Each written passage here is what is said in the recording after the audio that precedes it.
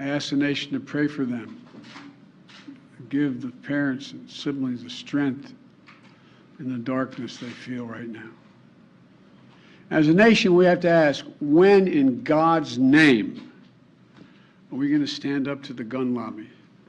When in God's name we do what we all know in our gut needs to be done? It's been 3,448 days, 10 years since I stood up at a high school in Connecticut, a grade school in Connecticut, where another gunman massacred 26 people, including 20 first graders at Sandy Hook Elementary School. Since then, there have been over 900 incidents of gunfires reported on school grounds. Marjorie Stoneman Douglas High School in Parkland, Florida. Santa Fe High School in Texas. Oxford High School in Michigan. The list goes on, and the list grows when it includes mass shootings at places like movie theaters, houses of worship, as we saw just 10 days ago, at a grocery store in Buffalo, New York. I am sick and tired of it. We have to act. And don't tell me we can't have an impact on this carnage. I spent my career as a senator and a vice president working to pass common sense gun laws. We can and won't prevent every tragedy, but we know they work and have positive impact. When we passed the assault weapons ban, mass shootings went down. When the law expired, mass shootings tripled. The idea that an 18-year-old kid can walk into a gun store and buy 2 assault weapons is just wrong.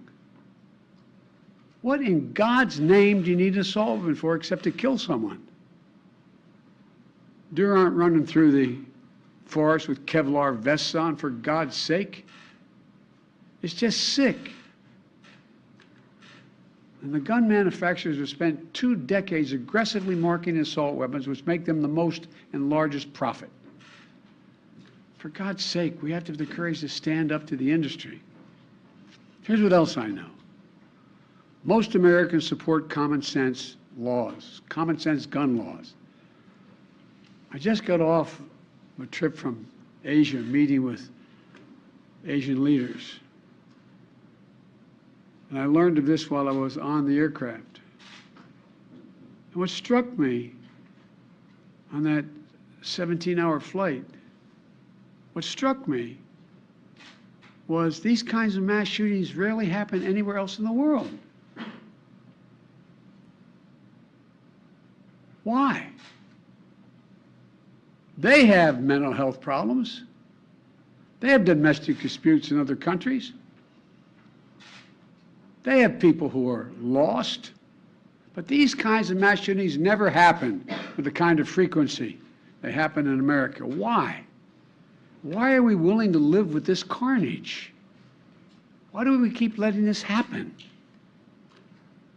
Where in God's name is our backbone to have the courage to deal with it and stand up to the lobbies? It's time to turn this pain into action for every parent, for every citizen in this country. We have to make it clear to every elected official in this country, it's time to act.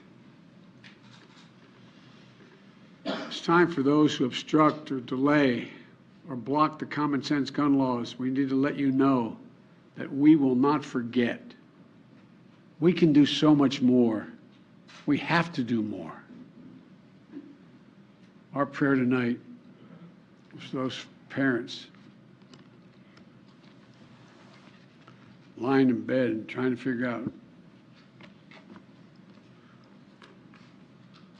will I be able to sleep again? What do I say to my other children? What happens tomorrow?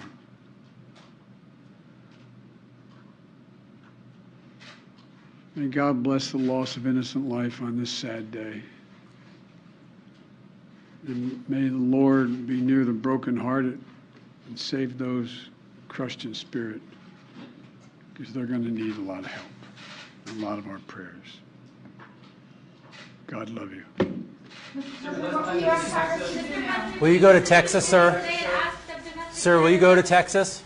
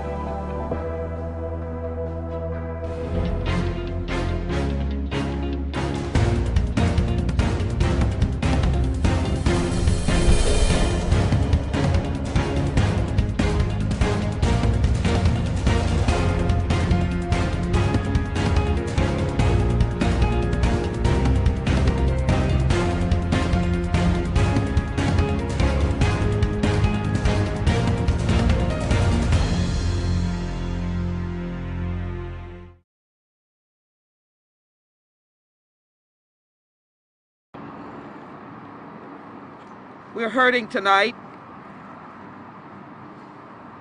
The state of Texas is hurting tonight. I was en route to Washington as this story began to unfold. And I could not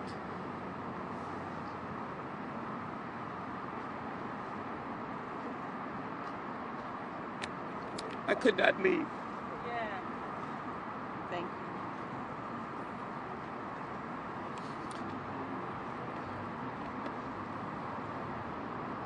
We love each other in Texas. We may live in the north. We may live in the valley in South Texas. We may live in the east and we may live in the west. You find us in Houston and all of us will say, we have relatives in the valley. We've got friends and relatives in Beaumont and East Texas. Friends and family in Dallas and North Texas. Cousins and family and friends and fellow classmates in San Antonio. I have colleagues. We feel like we're a whole state. We go to Washington, we embrace each other for the pains that we face in our own areas. I'm broken tonight. I'm stunned. I'm speechless. But I am not standing in the shoes of now 18 or more. The last number I heard was 20. With others fighting for their lives in the hospital. How would you feel, the parents in this community, to show up at an elementary school, sending your baby off in the morning with a kiss, with a peanut butter and jelly sandwich, with a breakfast? You go off to work, a young mother, young family, a grandmother, granddad, aunt, uncle, taking care of these precious little ones. Elementary school is where you have so much fun. The teachers, they try to make learning an experience of sharing, understanding how it is to be with other people, how to be with children, how to understand difference.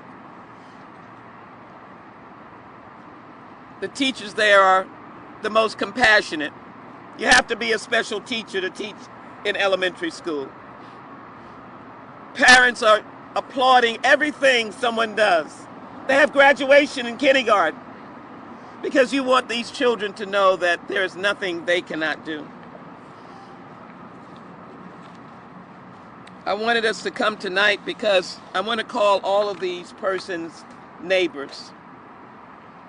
We are Uvalde Robb Elementary School neighbors.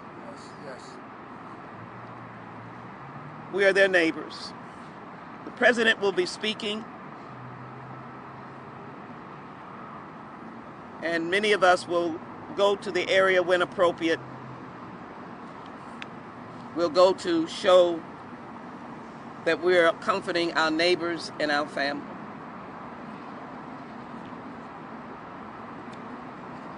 I'll be at the White House tomorrow if I can make it through the weather. We will be discussing this. I said this was a prayer vigil and we will pray.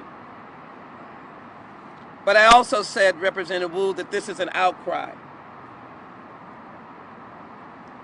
I can't take it anymore. I've been in the United States Congress for more than 2 decades. I can't take it anymore. When I first came, my introduction to Congress was Columbine. And they placed me on the Columbine task force to say that we would never have any school shootings like this again.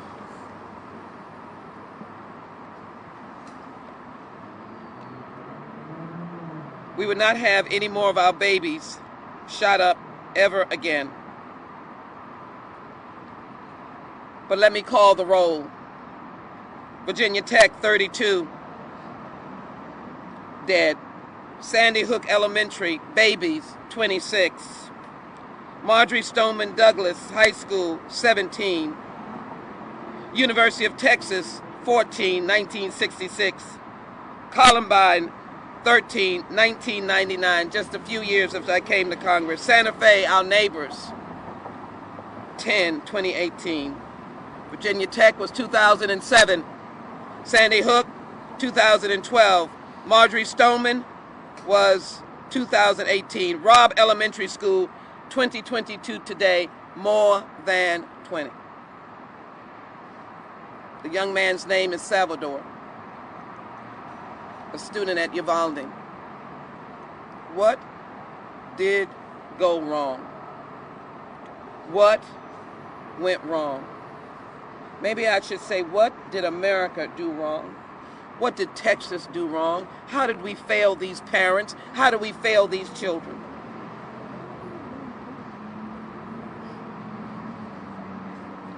I believe on the floor of the House and the Senate, put the bills on the floor. Put them on the floor. I cannot take the majority leader anymore. I cannot take the minority leader anymore. I cannot take the naysayers anymore. Some people standing here has lost loved ones. Some people could not come. Rhonda Hart could not come. She lost her daughter in Santa Fe.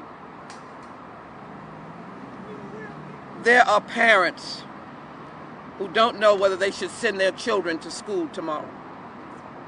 We need to pass a universal background check now.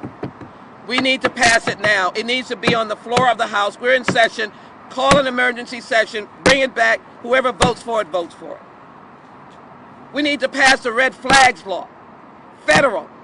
You must do something. When you see someone on social media, you cannot allow one interview of someone who can manipulate you. You must have counselors. You must have someone who can deal with these individuals who have begun to talk on chatter and say the most evil things.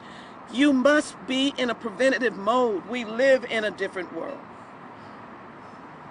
You must have storage bills. You must insist that gun stores make people store their guns. And you cannot sell weapons of war. You cannot sell them to an 18-year-old. And an 18-year-old cannot have a shotgun, a gun, and something else. These parents in Uvalde are not going to hear any of this. Their pain is so deep, it may blind them and make them sick for the rest of their life. They may not ever heal. They may not hear us talking about gun laws. They may not hear us standing here tonight. They may just be in pain. I hope no one dares to tell them that if they just had a gun in the hands of a good person, they could have stopped it. I hope no one says, like the sitting Attorney General, that he didn't pay attention to murder laws, he wouldn't pay attention to gun laws. It's not for the perpetrator, the violent person. It's for the government. It's for the nation. It's for us to take responsibility for the people of this nation. Who are we if we are not the custodians to care for you and not care for ourselves? Not worry about the next election. Pass these bills. Help these police officers. In Buffalo, a good shot, the retired officer, would have gotten this violent, vicious shooter. But the shooter had on armor of war and an AR-15. And when the police shot his body, the weapons, the armor that he had, kept him from being the good guy with a gun. And so tonight, I want to have you hear from people who were just a moment's outreach to them, and I am so humbled by your presence here. I cannot tell you. And to be able to have at least these two little babies. How old are they? Senor? 6 and 7. 5 and 6. Almost got it. Cinco and says 5 and 6. The ages of Sandy Hook, and we don't know the ages. They're saying they're 3rd and 4th graders. That means their life has been cut down now in the 3rd and 4th grade. Will America ever be shamed? Do you know that we have the largest shootings in the world? Even Yemen, that is in a civil war, doesn't have the killing of children. God knows we're praying for Ukraine. They're being shot in a war. No one wants any child shot. We're shooting them in the regular course of our business. Is anyone going to unleash? Come on, babies. Is anyone going to be shame these people in the legislature? Is anyone? I'm 6. You're 6. He's 6. You're what? I'm 6. You're 6. Okay. I'm twins. You're twins. I can see that. And you're 10. Is anyone going to shame? A candle. Yes. Thank you. Us as a nation. I just want to give these numbers. And then I'm going to ask Representative Wu, and I'm going to ask our pastors to have us as they pray as we end on prayer. I want to acknowledge our moms demand action. They have been with me. Dads demand action. Commissioner Ronnie Ellis's office is here. We'll hear from our trustee, who I don't know how she sleeps at night, worrying about her babies and her son. Houston Area Women's Center. I've just been told that there are 19. I said it's 18 and growing. Tomorrow morning we may wake up. Will we be shamed? I'll give some numbers, but I'm not going to give them now. I want Representative Wu to come. We are kindred spirits, and I believe he has 2 children. He's a dad. His children are either going to elementary, or one is and another soon will be. I'm in the Congress and he's in the state legislature. I know his fight and I know his heart. Representative Gene Wu.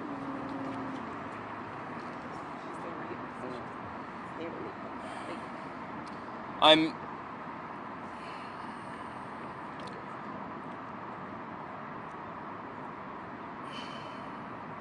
really tired of being at vigils. We haven't even had our vigil for Buffalo yet. It was in the planning. And, you know, we always say, oh, it's too soon to talk about gun policies. It's too soon to talk about what we're going to do about it. You have to wait till some time passes. There's never enough time that passes because we're just around the corner from the next one. And you know, today when I was watching this, I saw it on social media and I said, well, thank God it was just 2. We're now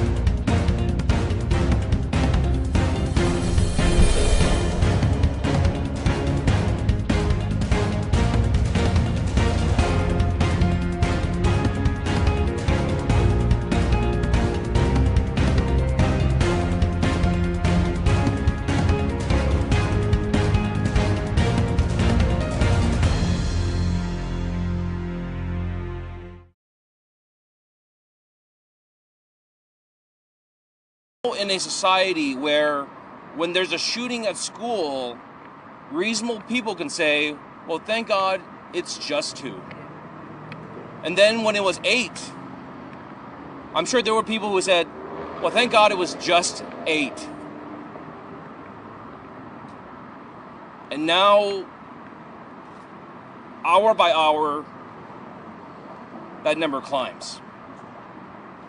And somehow we live in a society where now it's just par for the course. And somehow we live in a society where children being mowed down in schools is just the price we're willing to pay. That somehow that is okay, that it's acceptable to our nation. No other country in the world allows this. No other society in the world would tolerate this. Shame. After Santa Fe, we were promised change. We were told there would be work groups, round tables, town halls, discussion groups, committee hearings. We got them all. I went to a lot of them. You know what we got out of it?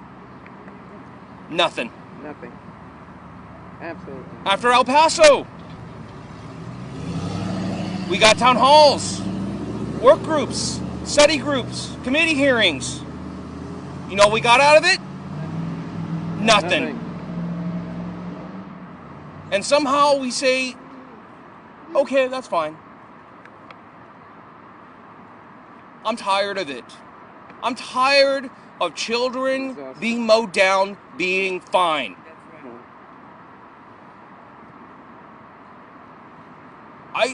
This shouldn't be a partisan political issue. No. Our children being murdered should not be a Democratic or Republican issue. I don't understand why it is. I don't understand why we can say, well, that's just what happens.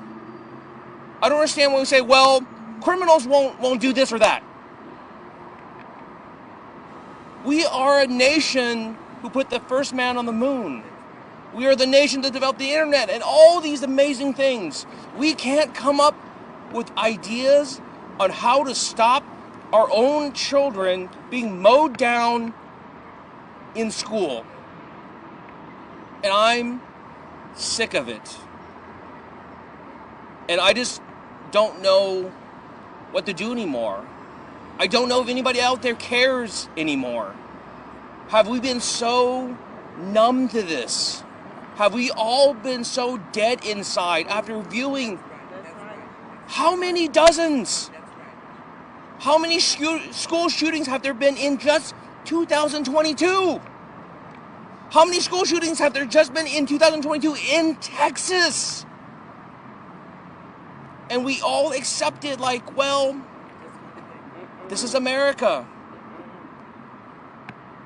I'm tired of people accepting it. And I need all of us to do something. Something. I'm tired. Guess you would ask why tired people come out, because we are grasping for hope. That's right. Thank you, Representative Wu. We will stand with you as we grasp for hope. We just can't do nothing because others are doing nothing.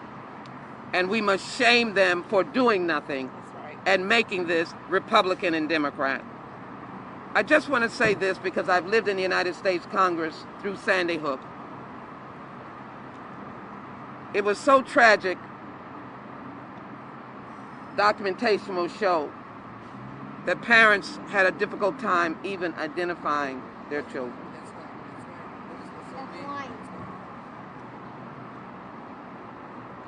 We don't know what the scene is, but can you imagine? I want Trustee Kathy Buford Daniels to come. She has been a victim of gun violence, but she is a trustee with HISD, and I see her in her schools, and she loves those elementary school children. She loves them. Thank you, Trustee Congresswoman. Daniels. Thank you. It's so sad that we have to be here on this occasion again, mourning the loss of our children.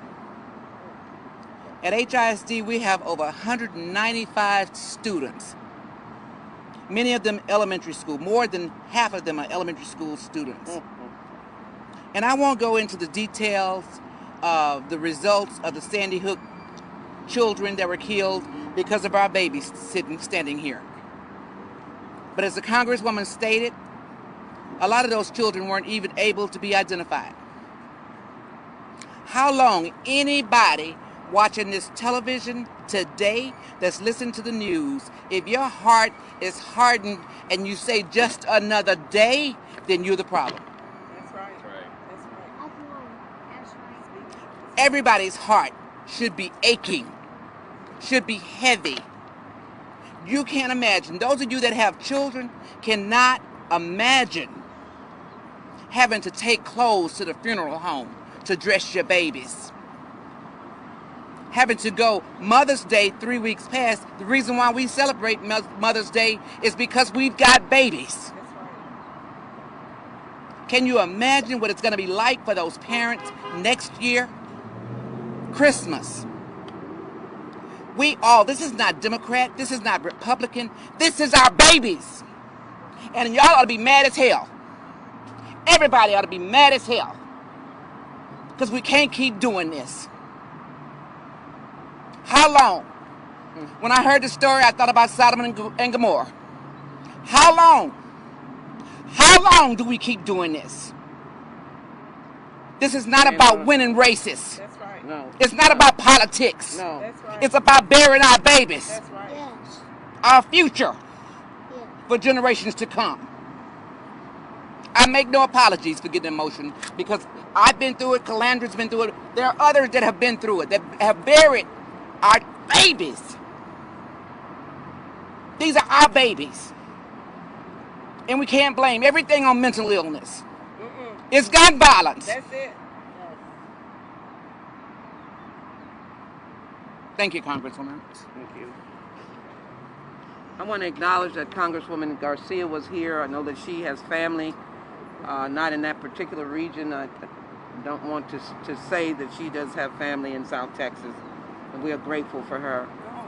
Let me wonder if representative from Moms Demand Action, you want to come at this time? Is there someone who will come?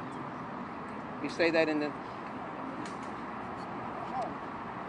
we say you can come in your own words. Just very briefly, we're going to be praying soon and have our pastors. Dad, do you want to speak? Okay. I echo everything that's been said. We are tired. We do not have to live like this. 20 children, 20 elementary school children did not have to die. No. The word is that the shooter bought assault rifles on his 18th birthday.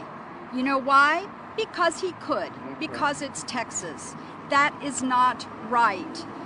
And we have to come together and decide that we don't want children to be murdered, that it's not worth it, and that their parents, their whole community, Uvalde is a small town, that whole community they're never going to recover.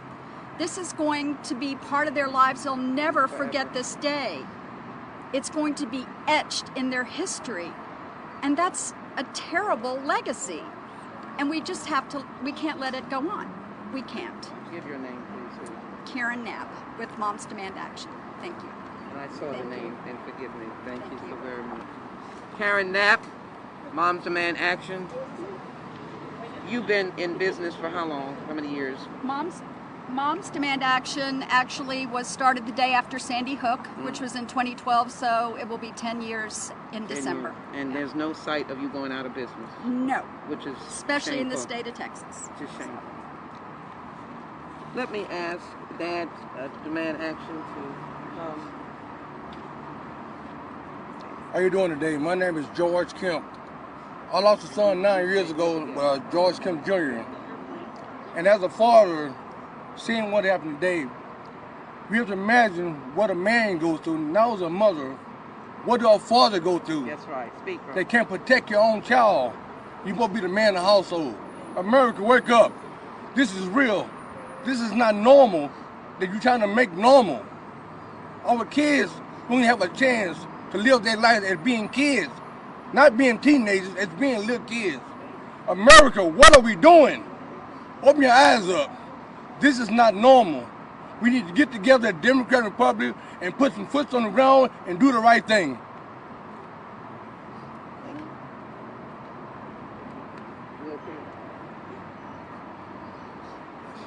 Both of these parents, this is mom and this is dad, had to bury a child. We don't know yet all the facts, but the community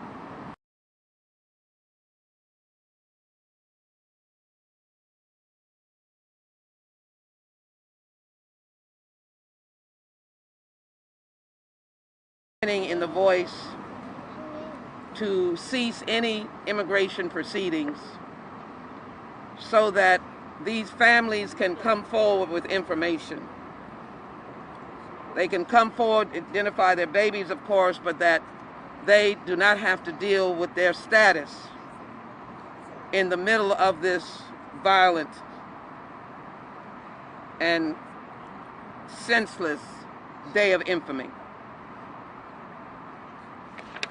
I've worked with Fial and the families of Fial, hard-working families, for many, many years. And I want to make sure that Mr. Espinoza comes, because we will be called on to try to address the question of these families in Uvalde that have a day that they will never forget, but never wanted to see.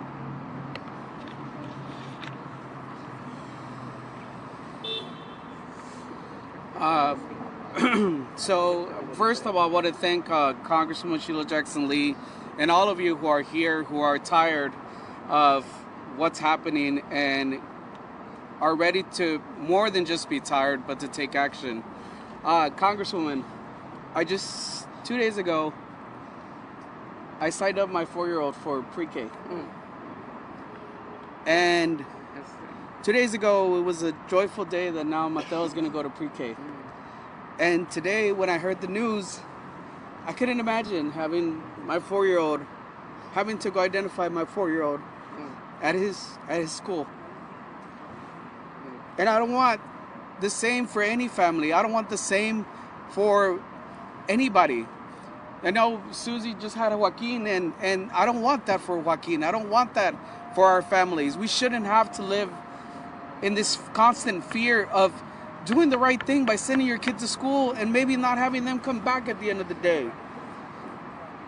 We need thoughts and prayers, but more than thoughts and prayers, we need action. And I invite every single person, regardless of whether you're Democrat, Republican, whoever you are, to come to the table and fix this today. I also call on the NRA to suspend the convention here on Friday. Yes. It is not the time. This is not the time or the place to have this convention. And whoever shows up to this convention, know that not only do you currently have blood on your hands, but you will have blood on your hands that day as well. Yes. Congresswoman, these beautiful children wanted to present you with some candles that they hope that you will take to the kids in Uvalde, to the families in Uvalde, to make sure that their solace in their comfort. So, And you hold yours. You hold yours. We will. In the Latino culture, when somebody passes, we believe that they take care of us, and these candles say that these children will be our guardian angels. But more than guardian angels, I know they'll protect Congresswomen and whoever is ready to take the fight to the next level. I know Diamond's family is also here, a 15-year-old that was gunned down from somebody who had access to a gun. Enough is enough. Es importante que sepamos todos que, and lastly, I did want to thank Congresswoman Sheila Jackson, because when she called me, she said, I'm going to do everything that I can to make sure that if there are immigrant parents who lost children here, that they don't have to worry about their immigration status. So we ask that if there's a parent out there who knows somebody, to make sure that they come forward, because right now that's the least of our worries, and we want to make sure that you get the justice that they deserve. So thank you, Congresswoman. Finalmente queremos nada más expresar que estamos muy tristes por lo que ha pasado hoy en Uvalde, Texas. Queremos que las personas que estén afectadas, si tienen algún problema de estatus migratorio, que vengan, que hablen.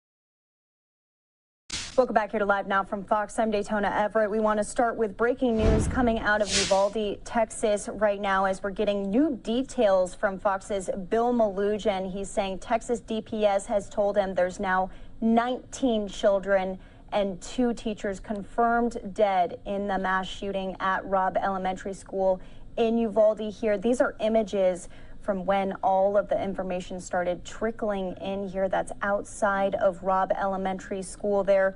Also new tonight, we are getting a confirmation and photo of the suspected shooter. Governor Greg Abbott identifying the shooter as 18-year-old Salvador Ramos as officials look for a motive behind this horrific event. Again, this is the worst mass shooting at a school ever in the state of Texas. Fox's Anna Eliopoulos with more. Tragedy strikes a small city in southwest Texas after a gunman opened fire at the Robb Elementary School in Uvalde, Texas. Tonight, I ask the nation to pray for them, give the parents and siblings the strength in the darkness they feel right now. More than a dozen children are dead and 1 teacher was killed in the horrific attack in the city located 83 miles west of San Antonio. Hospital officials added more than 24 children were injured in the shooting. Some of those victims are at local hospitals listed in critical condition. Police have confirmed that the gunman was killed by law enforcement on the scene. The investigation is leading to tell us that the suspect did act alone during this heinous crime. There are also reports that the gunman shot his grandmother before heading to the school. He may have been armed with a handgun and possibly a rifle. Teachers, anybody that was in his way, he started shooting every single person.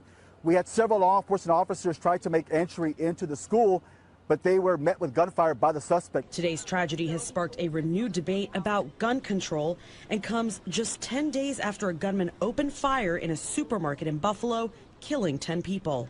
But I'm here on this floor to beg, to literally get down on my hands and knees and beg my colleagues. Find a path forward here. Members of the ATF and FBI are on the scene as they look for a motive behind the deadly shooting. Anna Eliopoulos, Fox News. So once again, we want to update on those numbers. Fox's Bill Malugin down on the ground saying Texas DPS told him there's now 19 children and 2 teachers confirmed dead in the mass shooting. So that's tacking on 1 more child and 1 more teacher that are confirmed dead. This number could change. This is constantly changing every hour here. We're also getting in new information from DPS. This is from Marcia Espinosa. She says U.S. Border Patrol agents responded to a law enforcement request for assistance of an active shooter situation inside Robb Elementary School in Uvalde. Upon entering the building, agents and other law enforcement officers faced gunfire from the subject who was barricaded inside. The tweet going on to say, risking their own lives, these Border Patrol agents and other officers put themselves between the shooter and children on the scene to draw the shooter's attention away from potential victims and save lives. At least 1 Border Patrol agent was wounded by the shooter during the exchange of gunfire. On and off-duty Border Patrol agents arrived on the scene to assist with transferring students safely to their families and providing medical support. We haven't really heard up until this point what it was like there, who responded, the circumstances right after the emergency call was made. Now we are hearing that there's going to be some pretty heroic acts here that we're going to learn about, new stories from people who saw it all unveil a lot of these kids. Unimaginable what they had to go through inside of the walls of their elementary school today. Well, let's play out for you a little bit of the official update from some of the school officials, from some of the local law enforcement. Still haven't really heard from federal agents in this case, but we know the investigation is underway. Here's the latest update that we have.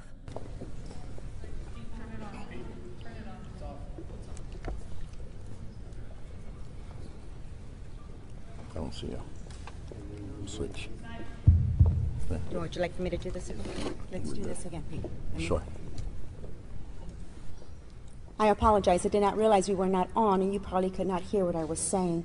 I am Anne-Marie Espinoza, Executive Director of Communications and Marketing for Uvalde CISD. This is a tragic time in our district, so please know the investigation is not complete. We will only be sharing a statement with you, not providing questions. We greatly appreciate your patience and understanding. Here to share a statement and not take questions is our Uvalde CISD Chief of Police, Pete Arredondo. Thank you. Good evening. Again, briefly, as of now, we're still working on this active investigation. Once we're able to provide information to the families, we will do so. First and foremost, obviously, our priorities is to get information to our families and give them some information. So please bear with us in regards to that. Secondly, once we do get some information that we can release to the public, we will be doing that. So please know once we do get some information, we will share that with you and call another press conference. Let me assure you, the intruder is deceased, and we are not actively looking for another individual or any other suspects in this case. We definitely ask you all to keep the families that are involved in your prayers. Thank you so much.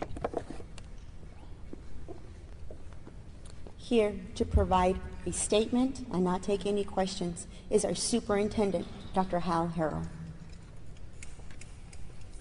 Good evening. This was a tragic and senseless event today, and my heart was broke today. Our hearts and thoughts and prayers are with all our families as we go through this day and days to come. A few announcements that we need to make is beginning tomorrow at 10 a.m. we will have grief counseling and support at the Civic Center for our students, our staff, community members, anybody that needs to come at that time. And we may be there more than one day, may be there several days. Our ROB staff will meet at 8 a.m. at the Civic Center as well. We'll begin with visiting with them and seeing what those needs are. School will be closed. The school year's done. We'll have no school tomorrow or Thursday. All activities are canceled throughout the district. No graduation is on people's mind. We will come out with a notice on that at a later time. All the staff members they will report to their campuses, other than Rob campus, which will come to the Civic Center. Again, my heart was broken today. We're a small community, and we'll need your prayers to get us through this. Thank you. Again, this is a tragic event in our community. We are very sorry that we cannot provide you more information, but greatly appreciate your patience and understanding during this very difficult time. We ask that you pray for all of the families affected. Thank you, and be safe. So school and local law enforcement updating the school year is over for Robb Elementary and the local school district in general, and Uvalde here. Popping up again, a photo of that 18-year-old Salvador Ramos, as officials are confirming that he was shot and killed in the midst of this situation, this incident at Robb Elementary School where he opened fire, killing, now confirmed, 19 kids and 2 teachers. We're learning more from a former classmate of Ramos about him. Here's Fox's Tucker Carlson on his show tonight. So there are more questions, of course, than answers. A few people have been able to do actual reporting from the scene in Uvalde. Allie Bradley is one of them, an independent journalist. She interviewed a former classmate of the shooter. He was outside the school when he first heard gunshots. Allie Bradley joins us tonight. Allie, thanks so much for coming on. So I don't have a clear picture at all of the guy who did this. What did you learn? Well, the classmate here tells me that he was in school with him 2 years ago. He says he hasn't seen him at the school since then. He said obviously something happened. He said he, quote, must have turned bad. Now, Tucker, he explained exactly what happened, what he witnessed. They live on the street that this happened on, that they saw this truck rush by. They saw it crash. They saw him get out. They saw the funeral, people working at the funeral home nearby run over and kind of rush to the aid to see if that guy was okay. And that's when the shooting really started. And he saw him run over, hop over the fence, and get onto those school grounds. Now, I asked him what kind of person he was in school. Take a listen to what he had to say. and I heard 3 gunshots, and they started running, so I went inside, and I was telling, hey, get down, they're shooting, and I heard more shots go off. So tell me what it was. You had 1 period in class with him. What kind of person was he? How would you describe him? Well, he was, how do I say it? It was a long time ago, so it was PE during 6th period. You just chill, just chillax. He didn't seem like the type of dude to be, you know, what do you say it, sketchy, you know? Would you ever thought he would have gone into a school and killed 14 kids? No. And you said that he dropped out of school. Oh, well, I'm assuming because junior year, I did not see him at all. And senior year, I did not see him. So I'm assuming he dropped out, but yeah, just crazy. You think things went south after he dropped out of school? I think so, because back then, he was, you know, a little bit chubby. Right now, pictures I saw, he's skinny, has like cheekbones like that. But, yeah. Now, did you hear that his girlfriend was making threats to other schools around this area? No, I didn't know. Did you know? You didn't know who his girlfriend was? No, then? I didn't know. Okay, but you did go to that school. Oh yeah, I was right there for 4 years. What does it feel like to stand here and know that that's what happened at your old elementary school? Oh,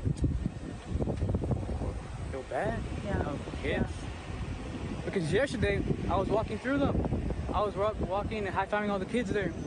And I don't know if I high-fived a child that's no longer with us. Now, Tucker, as soon as I was talking with them, I ran over and I actually talked to a family whose son survived all of this, a 3rd grade boy. You heard the previous guest there, the judge saying that these kids are going to have PTSD. This kid says he doesn't want to go back to school. He's traumatized. He said he did not feel like he was going to survive. I asked him if they went through any active shooter training, if he knew what to do.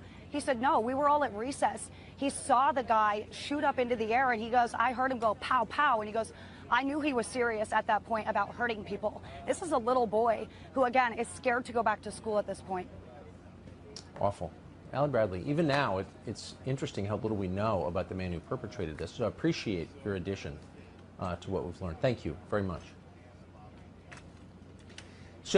That was Fox's Tucker Carlson a little bit earlier tonight with that interview on his show. We're also having our teams, reporters out and about, interviewing people in the community. One of the reporters speaking with what's kind of family member of a little girl. They were waiting to pick her up. She had not been accounted for up until this point when the interview was ongoing. Take a listen to this. There's no word on where her whereabouts are, and we're just hoping that she's sound and safe or still with life. And she's a student at Robb. She's a student at Robb Elementary, yes. So tell us about her name, who she is, how old, and what grade. Her name is Ileana Torres, and she is 10 years old, and she's a 4th grader. She's a 4th grader. But nothing at all. But nothing at all. It's been hours of devastation, just waiting, and there's no answers. So you came here to the hospital to see if she was here, or? We've been here all day. How they were identifying people, and they said everybody had been identified, and she wasn't one of them that was identified. She wasn't there. Oh my gosh. I just can't even imagine what you guys are going through right now. Yeah, So what do we do now? I guess we're gonna have to play the sit and wait game to see what else is there to do. You said something to me before that she's like a daughter to you guys. Yeah, she's like a daughter to us. Why is that? Because she grew up with us, and we literally helped my sister raise her, and so she's like a daughter that I've never had. She's our baby. Can you share insight as was she excited about school was ending, you know, with going to school and things like that? She was excited. She was excited that school was ending, and she was also excited because she had a softball game today. She was excited because it was her last game, and that she was excited about being nominated for All-Stars. She was nervous. What if they pick me? What if? She had a long day ahead of her today, and this tragedy happened. It's hard to make sense of it. Yeah. I'm sure it was really rough being in there too, in the hospital. Yes, seeing all these parents with their loved ones, and some of them made it. Some of them made it. Some of them didn't make it, and it's terrifying. Can you give us your name, please? Leandra Vera. And spell it for me. L-E. And more reporting coming in from Fox's Bill Malugin. He says the father of a 10-year-old, Annabelle Guadalupe Rodriguez, tells him that his daughter is missing following the mass shooting at Robb Elementary School in Uvalde.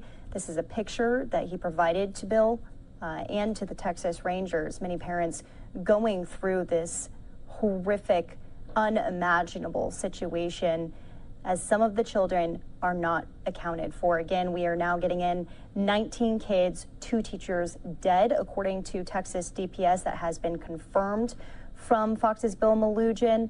That suspected shooter also confirmed dead, shot by authorities during the scene, during the incident. Well, reporters also speaking with a woman who says that she knows the grandmother of the shooter, of Ramos, the shooter, who allegedly also has been shot. That's been confirmed by authorities. We don't know the condition of his grandmother. This was separate from the school shooting at Robb Elementary School. Here's the interview with this woman out in Uvalde. It's my school. I consider it, our school. So it's just breaking my heart. It's just breaking my heart. I just didn't ever expect anything like that to happen here in Uvalde. And then the person that did this, he used to go to high school here. I mean, he was going to high school here. He was a high school student here. Right now? Right now. And his grandmother, I know her. The one he shot, the lady, the 66-year-old, that was his grandmother. And that he shot before he went over there and to do whatever. And I don't know who the teacher is. I didn't. Right. Is it just hard to put into words? I mean, I can Yes. see it in your eyes. You're like, I couldn't believe it when I was watching it. They said, no, I'm not going to watch anymore. I don't want to hear it. I don't want to hear it anymore. It's just so hard. I said, that was where I worked for 25 years. My husband was at preschool there. My son went to school there. I'm so sorry. What was your name? My name is Olivia Ibarra. Olivia Ibarra. Yeah, my husband was Valeriano Buy Ibarra. Just pray for the Uvalde, right? That's all we can do. That's all we can do now. That's all we can do now. So, but thank you. And now to the nation's capital, Washington, D.C., where flags have ordered to be half staff here. President Biden speaking out after his trip to Asia. We're going to play out his remarks, the latest that we have from President Biden, alongside the First Lady, a school teacher herself, devastated by the situation. Take a listen.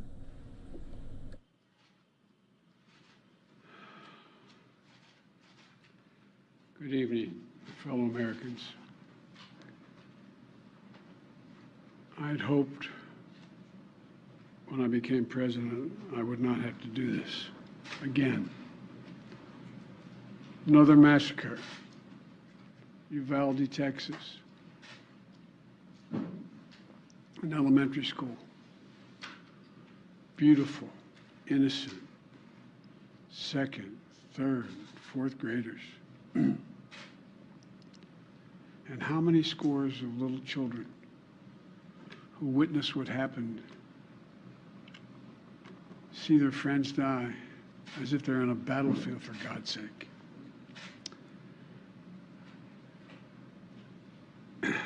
They'll live with the rest of their lives. There's a lot we don't know yet. There's a lot we do know. The parents who will never see their child again, never have them jump in bed and cuddle with them. Parents who will never be the same. To lose a child is like having a piece of your soul ripped away.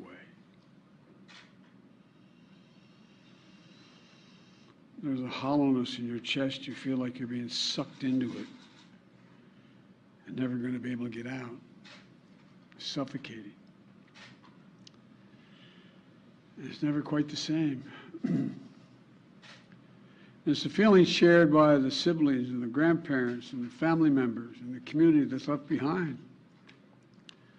Scripture says, Jill and I have talked about this in different contexts, in other contexts. The Lord is near to the brokenhearted and saves the crushed in spirit. So many crushed spirits. So tonight, I ask the nation to pray for them, give the parents and siblings the strength in the darkness they feel right now. As a nation, we have to ask, when in God's name are we going to stand up to the gun lobby? When in God's name we do what we all know in our gut needs to be done? It's been 3,448 days, 10 years since I stood up at a high school in Connecticut, a grade school in Connecticut, where another gunman massacred 26 people, including 20 first graders at Sandy Hook Elementary School. Since then, there have been over 900 incidents of gunfires reported on school grounds. Marjorie Stoneman Douglas High School in Parkland, Florida. Santa Fe High School in Texas. Oxford High School in Michigan. The list goes on, and the list grows when it includes mass shootings at places like movie theaters, houses of worship, as we saw just 10 days ago, the grocery store in Buffalo, New York. I am sick and tired of it. We have to act. And don't tell me we can't have an impact on this carnage. I spent my career as a senator and a vice president working to pass common sense gun laws. We can and won't prevent every tragedy, but we know they work and have positive impact. When we passed the assault weapons ban, mass shootings went down. When the law expired, mass shootings tripled. The idea that an 18-year-old kid can walk into a gun store and buy 2 assault weapons is just wrong. What in God's name do you need an assault weapon for except to kill someone? Deer aren't running through the forest with Kevlar vests on, for God's sake. It's just sick. And the gun manufacturers have spent 2 decades aggressively marketing assault weapons, which make them the most and largest profit. For God's sake, we have to have the courage to stand up to the industry. Here's what else I know. Most Americans support common sense laws, common sense gun laws. I just got off a trip from Asia, meeting with Asian leaders. And I learned of this while I was on the aircraft. And what struck me on that 17-hour flight, what struck me was these kinds of mass shootings rarely happen anywhere else in the world. Why? They have mental health problems. They have domestic disputes in other countries. They have people who are lost. But these kinds of mass shootings never happen with the kind of frequency they happen in America. Why? Why are we willing to live with this carnage? Why do we keep letting this happen? Where in God's name is our backbone to have the courage to deal with it and stand up to the lobbies? It's time to turn this pain into action for every parent, for every citizen in this country. We have to make it clear to every elected official in this country, it's time to act. It's time for those who obstruct or delay or block the common sense gun laws. We need to let you know that we will not forget. We can do so much more. We have to do more. Our prayer tonight is for those parents lying in bed and trying to figure out, will I be able to sleep again? What do I say to my other children? what happens tomorrow.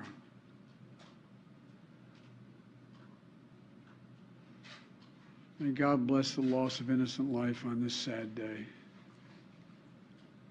And may the Lord be near the brokenhearted and save those crushed in spirit, because they're going to need a lot of help and a lot of our prayers. God love you. Will you go to Texas, sir? Sir, will you go to Texas? So remarks from President Biden. They're not taking any reporter questions. No word yet on if he will be visiting Uvalde, Texas, to speak with local law enforcement, to speak with the school district. We'll keep you updated on that and any new details out of the White House in just a little bit. Here we'll be going out to remarks on Capitol Hill as we heard emotional statements from Senator Chris Murphy as he has quite a bit of history when it comes to school shootings, specifically the Parkland shooting, but we are getting in a little bit of new information from University Health out in San Antonio, which is one of the locations that victims of this shooting were transported to. In the hospital, they have 4 different patients. One, a 66-year-old woman, they say she is in critical condition, a 10-year-old girl in critical condition, another 10-year-old girl in good condition, and a 9-year-old girl in fair condition. Of course, the identities of these patients cannot be released, especially these young children as they are minors. The 66-year-old woman, we do believe, could be the grandmother of the suspected shooter here. Also coming in from University Health, they say if you're looking for ways to help, please consider donating blood. Your donation can help ensure we have supplies immediately available for the victims of this tragic shooting. Their donation room has availability the rest of the week. We have been in contact with University Health in San Antonio. We'll be speaking with them on our morning show tomorrow out in Orlando on what that blood donation is going to look like, as hopefully there can be some positives coming out of this horrific situation out of Uvalde, Texas tonight. We're going to take a quick commercial break, but when we come back, we are getting in more reaction. As I said, Senator Chris Murphy coming out and speaking on the Senate floor today, frustrated, quite frankly, with gun control, with shootings being so common, especially in what should be some of the safest locations in the country, our schools for our children. Also, Coach Kerr coming out tonight ahead of the big game, NBA Finals, should be focusing on that, but instead utilizing his time on the microphone to send out an impassioned message. We'll hear from both of them after this commercial break.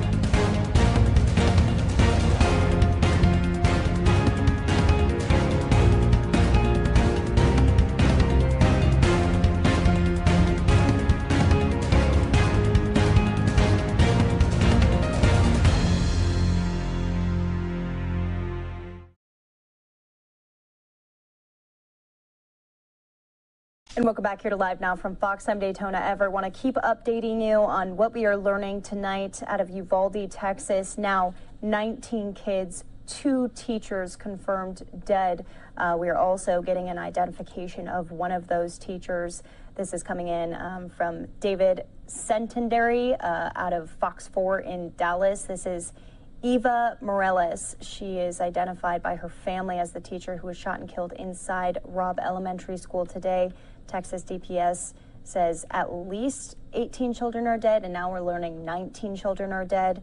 The reported gunman, his name Salvador Ramos, was killed by a tactical team. He was 18 years old, but again, Eva, one of the 2 teachers, shot dead today at Robb Elementary School. We'll be getting identifications, I'm sure, in about all of these children also who have been confirmed dead. We have not been able to identify any of them quite yet. We'll be following that here on Live Now from Fox. Until then, though, like we said, we are getting in more reaction, especially on Capitol Hill today. Senator Chris Murphy, really an impassioned speech by him as he had to deal with a Parkland shooting in his district there. Let's take a listen. Mr. President. Senator from Connecticut. Mr. President, there are 14 kids dead in an elementary school in Texas right now.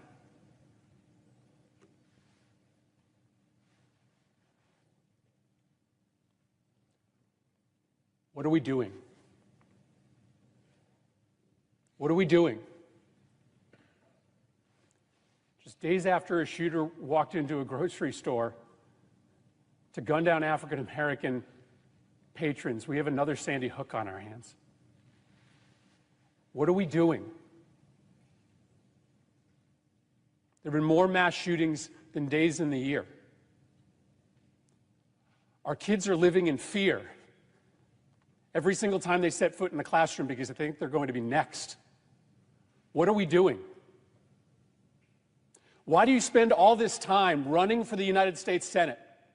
Why do you go through all the hassle of getting this job, of putting yourself in a position of authority, if your answer is that as this slaughter increases, as our kids run for their lives, we do nothing? What are we doing? Why are you here?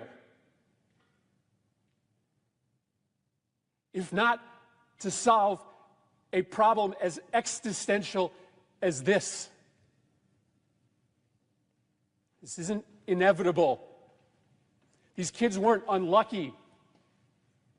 This only happens in this country and nowhere else. Nowhere else do little kids go to school thinking that they might be shot that day.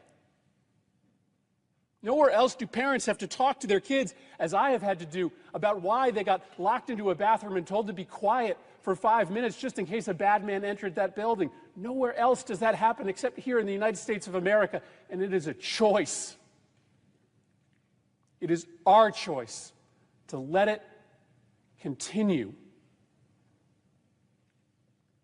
What are we doing?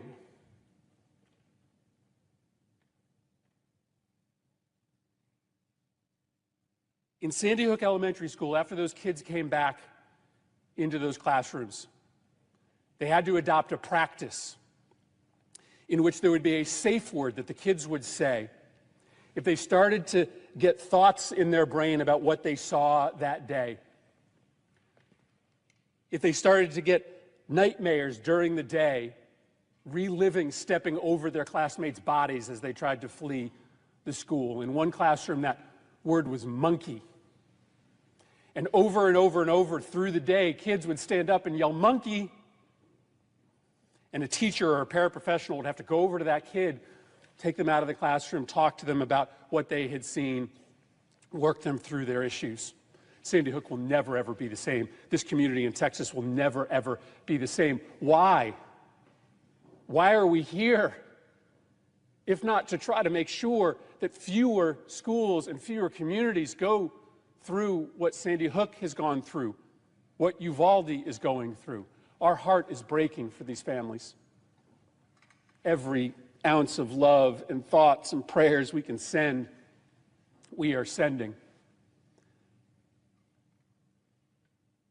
But I'm here on this floor to beg, to literally get down on my hands and knees and beg my colleagues. Find a path forward here.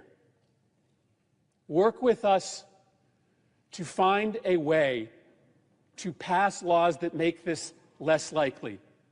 I understand my Republican colleagues will not agree to everything that I may support, but there is a common denominator that we can find.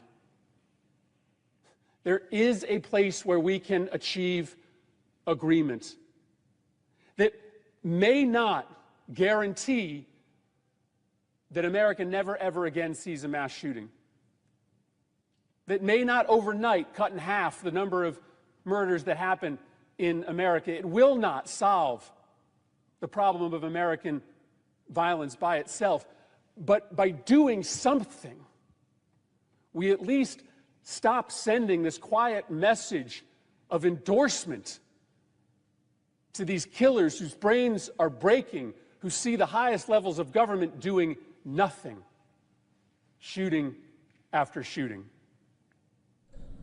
So once again, Senator Chris Murphy right there speaking emotionally and from experience because of Sandy Hook, the shooting there.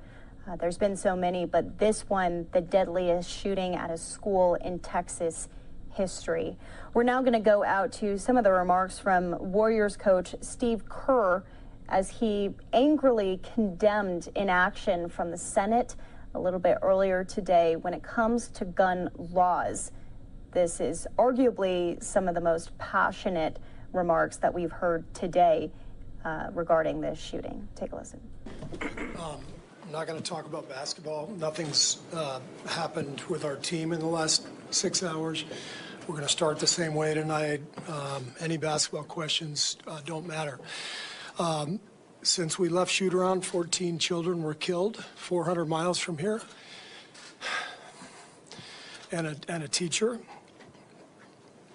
And in the last 10 days, we've had elderly black people killed in a supermarket in Buffalo. We've had Asian churchgoers killed in Southern California. And now we have children murdered at school. When are we going to do something? I'm tired. I'm so tired of getting up here and offering condolences to the devastated families that are out there. I'm so tired of the, I'm sorry, I'm tired of the moments of silence. Enough. There's 50 senators right now who refuse to vote on H.R. 8, which is a background check rule that the House passed a couple of years ago. It's been sitting there for 2 years. And there's a reason they won't vote on it, to hold on to power. So I ask you, Mitch McConnell, I ask all of you senators who refuse to do anything about the violence and school shootings and supermarket shootings, I ask you, are you going to put your own desire for power ahead of the lives of our children and our elderly and our churchgoers? Because that's what it looks like. It's what we do every week. So I'm fed up. I've had enough. We're going to play the game tonight, but I want every person here, every person listening to this to think about your own child or grandchild or mother or father or sister, brother. How would you feel if this happened to you today? We can't get numb to this. We can't sit here and just read about it and go, well, let's have a moment of silence. Yeah, go Dubs, you know. Come on, Mavs, let's go. That's what we're going to do. We're going to go play a basketball game. And 50 senators in Washington are going to hold us hostage. Do you realize that 90% of Americans, regardless of political party, want background check, universal background check? 90% of us, we are being held hostage by 50 senators in Washington who refuse to even put it to a vote, despite what we, the American people, want. They won't vote on it because they want to hold on to their own power. It's pathetic. I've had enough. Coach Kerr, not happy right there ahead of the game. I think speaking what a lot of Americans are feeling right now, especially Americans who are related to these kids involved in the shooting. This just in, a 10-year-old, Elijah Cruz Torres, a fourth grader at Robb Elementary School in Uvalde, Texas. Her grandfather tells Fox's Bill Malugin she is missing and they are worried sick. She didn't want to go to school today, but they told her that she had to. He was waiting for any news on her. Also, in right here, we showed you this photo earlier, another 10-year-old, Annabelle Guadalupe Rodriguez. Her father saying that his daughter is also missing following the mass shooting. She is a student there. He provided this photo to the Texas Rangers, also provided it to Bill Malugin. And this is Eva Morales. She's identified by her family as the teacher, one of the teachers, shot and killed inside of Robb Elementary School today. We now know 19 children are dead. 2 are teachers. Also, the suspected shooter is confirmed dead, shot and killed by law enforcement on the scene of this incident. We're going to continue with coverage here on Live Now from Fox. We're going to take a quick commercial break. We'll be right back.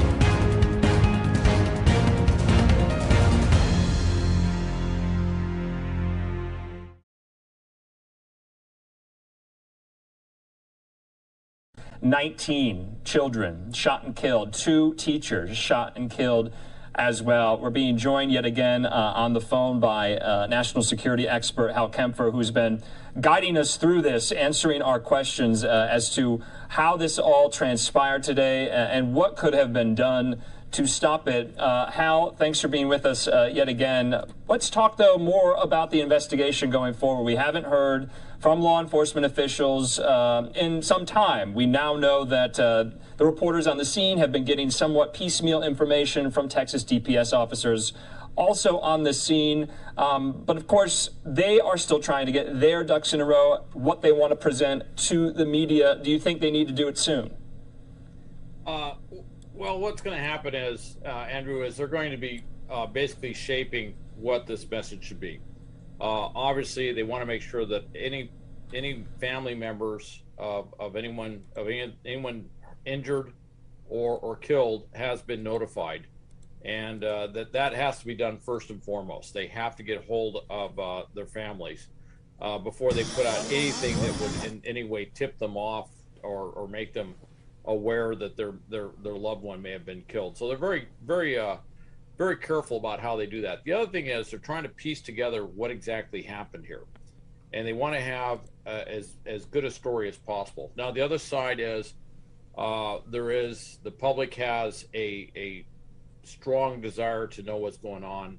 The media obviously has a strong desire to know what's going on, and all of us want to figure out what happened. And also there's always concerns with these things. Could there be copycats out there or something like that? So they're going to want to address that. But they're very careful about shaping that public information message, and they're coordinating that. I have no doubt they're extensively coordinating that as we speak, and they want to make sure that what's being said at the federal level, the state level, and the local level is synchronized, so that you don't have, and this is so easy to happen in situations like this, if you don't go to the nth degree to synchronize the message, if there's any disparity in terms of what's being said, everybody seizes on that. And many times it's an innocent mistake or just a different phraseology, if you will, in terms of describing it, but they want to make sure that that message is a unified message. And so they're coordinating that behind the scenes. Hal, you had a really good perspective of offering up incentives and rewards for people who, I guess, turn over possible shooters and suspects ahead of it actually being carried out. I want to move into kind of a different conversation of where you think this goes now with the topic of school security. What do you think happens next? Do you think that that will be the next talker here? Because clearly gun legislation hasn't done anything. We've seen increased crime. Now the most deadly school shooting in history out in the state of Texas. So do you think it's going to move over to school security? Daytona, I think what you're going to see is a reinvigorated focus on school security and getting back to active shooter defense. I mean, I've been doing this long enough that I had one school district that we were supposed to do an active shooter drill for the school, and they actually at the highest level said, "Oh no, we don't want to do that." And we said, "Why?" And they said, "Well, if we train for an active shooter, that could be indicating to the public we might have an active shooter, a danger." And of course, we're shaking our heads going, that's not the way to look at this. You train for the threat. Just ignoring the fact that this could happen is not going to make you any safer, which is kind of what their thinking was.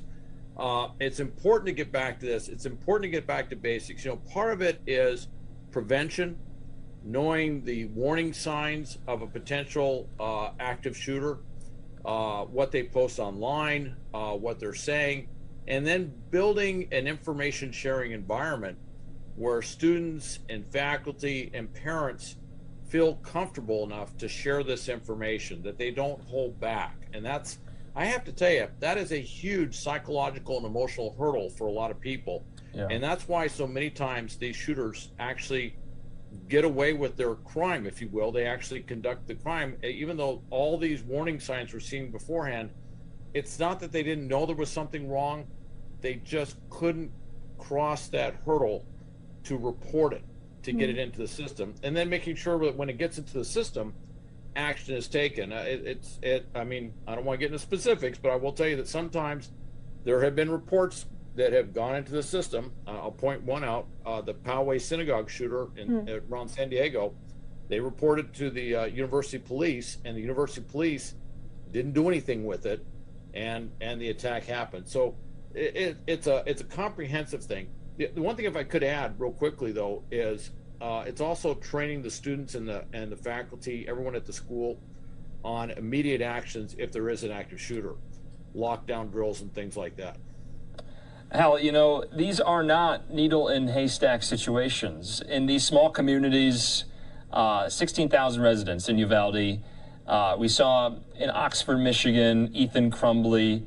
The community knows who these people are. They have their suspicions, they have their documented incidents with support staff at the school, the parents being called in to meet with faculty about these specific individuals. We don't know if that is the case yet with Salvador Ramos, 18 years old, the now dead suspected shooter.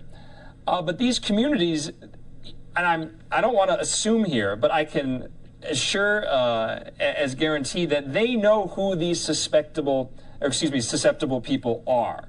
And you are saying that there is not either a willingness to go that far. There's some psychological limitation, some kind of collective action problem amongst students and faculty and parents, that they just don't want to report it. And if they do report it, you know, legally speaking, if no crime has been committed, there's not really much you can do.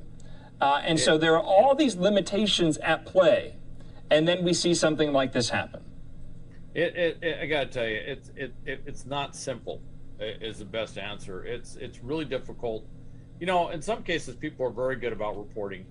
In some cases, they're actually too good about reporting, and they report too much. In which case, they tend to be dismissed because they say so much that when something does come up, they have a track record of basically reporting just about everything they see. So that's the other side of the coin, if you will. But for a lot of people, especially in these situations, you know, teenagers don't like to, you know, dime out, if you will, or tell on other teenagers. Yeah. All right. So there's a reluctance to do that. Parents don't want to say things, and I got to tell you the other side of this too. I've worked all over the country on issues like this. There are some states, all right. One state on reporting suspicious activity. It was state law that if you put a report in on suspicious activity, and this was originally tied to terrorism, that your report and who you were would become public information. And I was doing this all over California. We had tremendous success with this program. We thwarted a number of potential attacks across the state. But that particular state where it was public information, I was up there, I'd go all over the state, and we'd talk with their state police, and they said, you know, we're not having the same results here. I said, well, you know that part of the presentation where you say if you report it, that it becomes public information, so if you tell on your neighbor knows about it? I said, I don't know how you're going to get past that, because that is a huge hurdle for anybody saying anything, because they put themselves on report, and they never were able to fix that. And so there are, in some states, there's actually some laws that actually discourage any sort of reporting on suspicious activity, because it actually boomerangs back on whoever reports it. Yeah, Hal, I was just thinking about that actually.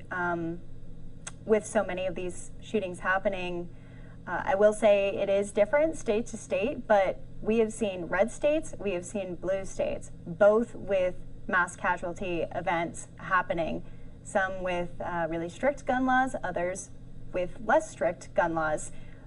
I mean, what's the answer here? I know that we've thrown out so many possibilities and options and ways to segue into security. We heard President Biden today. He said, I am sick of this. We need to take action now, but still not really laying out a plan here, saying that it's not mental health because we have other countries who have just as bad of mental health issues, but they don't have as high of crime. I guess I feel like we go in circles every time we have a situation like this, a shooting like this. What's the answer? What do we do here? I know that you're not a genie, but what do you think about all of it? And Hal, just to piggyback off that, this is not a failure of imagination scenario. That was kind of blown open and apart after Columbine 10 years ago. It was definitely disabused of many in the nation after Sandy Hook. So the failure of imagination that something like this could never happen is not operable. It's actually, and you know, it's interesting with gun laws. Now, I will say that Australia's a case study where they had a horrible shooting and they changed the national law. And not only weren't they selling guns, but they were actually collecting guns, paying people for their guns. And yes, gun incidents, mass killings involving guns did drop off considerably. So there is that. And then, of course, there's also a historical record in the U.S. when we had the assault weapons ban, that we had far fewer types of shootings like this as well. So that is, you know, that's data. That's data points, it's fact. With that said, though, it's not always clear when you go state by state, locality by locality, that dealing with gun laws has that big of an effect. You know, Chicago has some very restrictive gun laws, and they have some of the highest violent crime rates involving guns throughout the country. So I'd like to say there's a simple solution on this, but I will say this. I'll tell you what seems to work, and what I've seen is when people know what to do, and I spend a lot of my life, a lot of my time is spent on this, training people. I don't care if they're in a resort or a school or a convention center or some other critical infrastructure site or whatever. When you train people to know what to do, to look for the pre-incident indicators, but also to know those immediate actions to take. You know, lock the door, turn out the lights, you know, where to put the students so they won't get shot. If the gunman comes through the door, I spend a lot of time explaining to people that this is what you're going to have to do. And I'm very frank with them. I say, it's not pretty. The guy's coming in to kill you. And a lot of the nice rules go out, you know. And I talk about how you organize to take down an active shooter. And I said, somebody might get shot, but this is how you do it. And I go through, you know, how you distract them, how you disarm them, which in many cases is not just, you know, whipping the gun out of their hands, but just putting pressure to point that gun in a safe direction so it's not going to hurt somebody. And then I talk about what you do to basically take them down. And I'm going to tell you, if there's an active shooter, I don't want people getting squeamish about going after eyes and ears of a gunman. All right, that guy's trying to kill you. You're allowed to do some pretty rotten stuff. I mean, the things that are always prohibited, if you do wrestling in school and stuff, you're going to do that because you're trying to save your life. And we need to get back to those fundamentals. You know, unfortunately, a lot of stuff that's been done with school violence, and I've seen this, is they'll go in there and they'll grab, you know, you'll have a big school and they say, oh, we want to do this, we want to do the mat and practice, you know, taking gunmen down and stuff. That's great. Statistically, though, whoever gets that training will not be in the classroom when that gunman comes in. I'm a big believer, give as many people some amount of training as possible.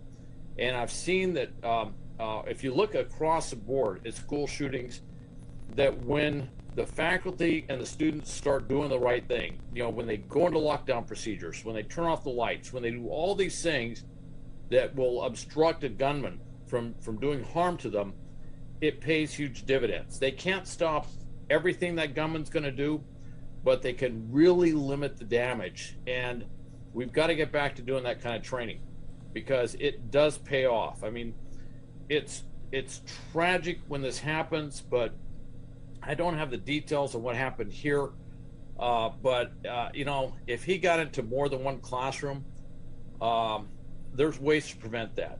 Let's just put it that way. If you know, it's tough. You know, teachers aren't really trained on combat techniques and how to react in combat things, but you can get a teacher so they do know enough to lock the doors quickly. You know, barricade the doors to get the students in a place where they won't get shot or they're less likely to get shot. There's a lot of things that we done to obstruct a gunman. We need to get into that. And then there's a lot of simple procedures that can be done at the schools to block access so they can't move around in the school very easily. We got to get back to that too. Kemp, as always, we just appreciate your insight into all of this. No doubt we'll be speaking in the days ahead as we continue to cover this mass shooting. Have a good night, Hal. Thank you so much. All right. Good night, Andrew. Good night, Deshona. Good night.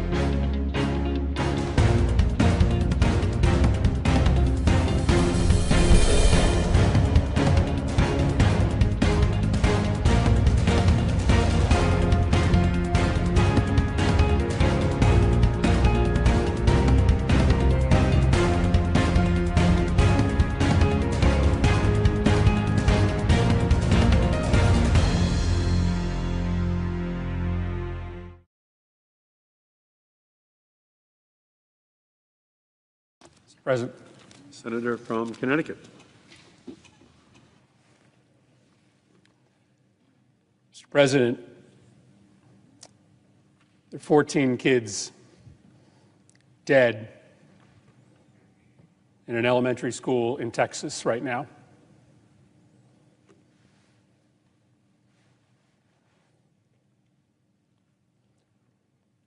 What are we doing? What are we doing? Just days after a shooter walked into a grocery store to gun down African American patrons, we have another Sandy Hook on our hands. What are we doing? There have been more mass shootings than days in the year. Our kids are living in fear every single time they set foot in a classroom because they think they're going to be next. What are we doing? Why do you spend all this time running for the United States Senate? Why do you go through all the hassle of getting this job, of putting yourself in a position of authority, if your answer is that as this slaughter increases, as our kids run for their lives, we do nothing? What are we doing? Why are you here? If not to solve a problem as existential as this. This isn't inevitable. These kids weren't unlucky. This only happens in this country and nowhere else. Nowhere else do little kids go to school thinking that they might be shot that day. Nowhere else do parents have to talk to their kids, as I have had to do, about why they got locked into a bathroom and told to be quiet for 5 minutes just in case a bad man entered that building. Nowhere else does that happen except here in the United States of America, and it is a choice. It is our choice to let it continue. What are we doing?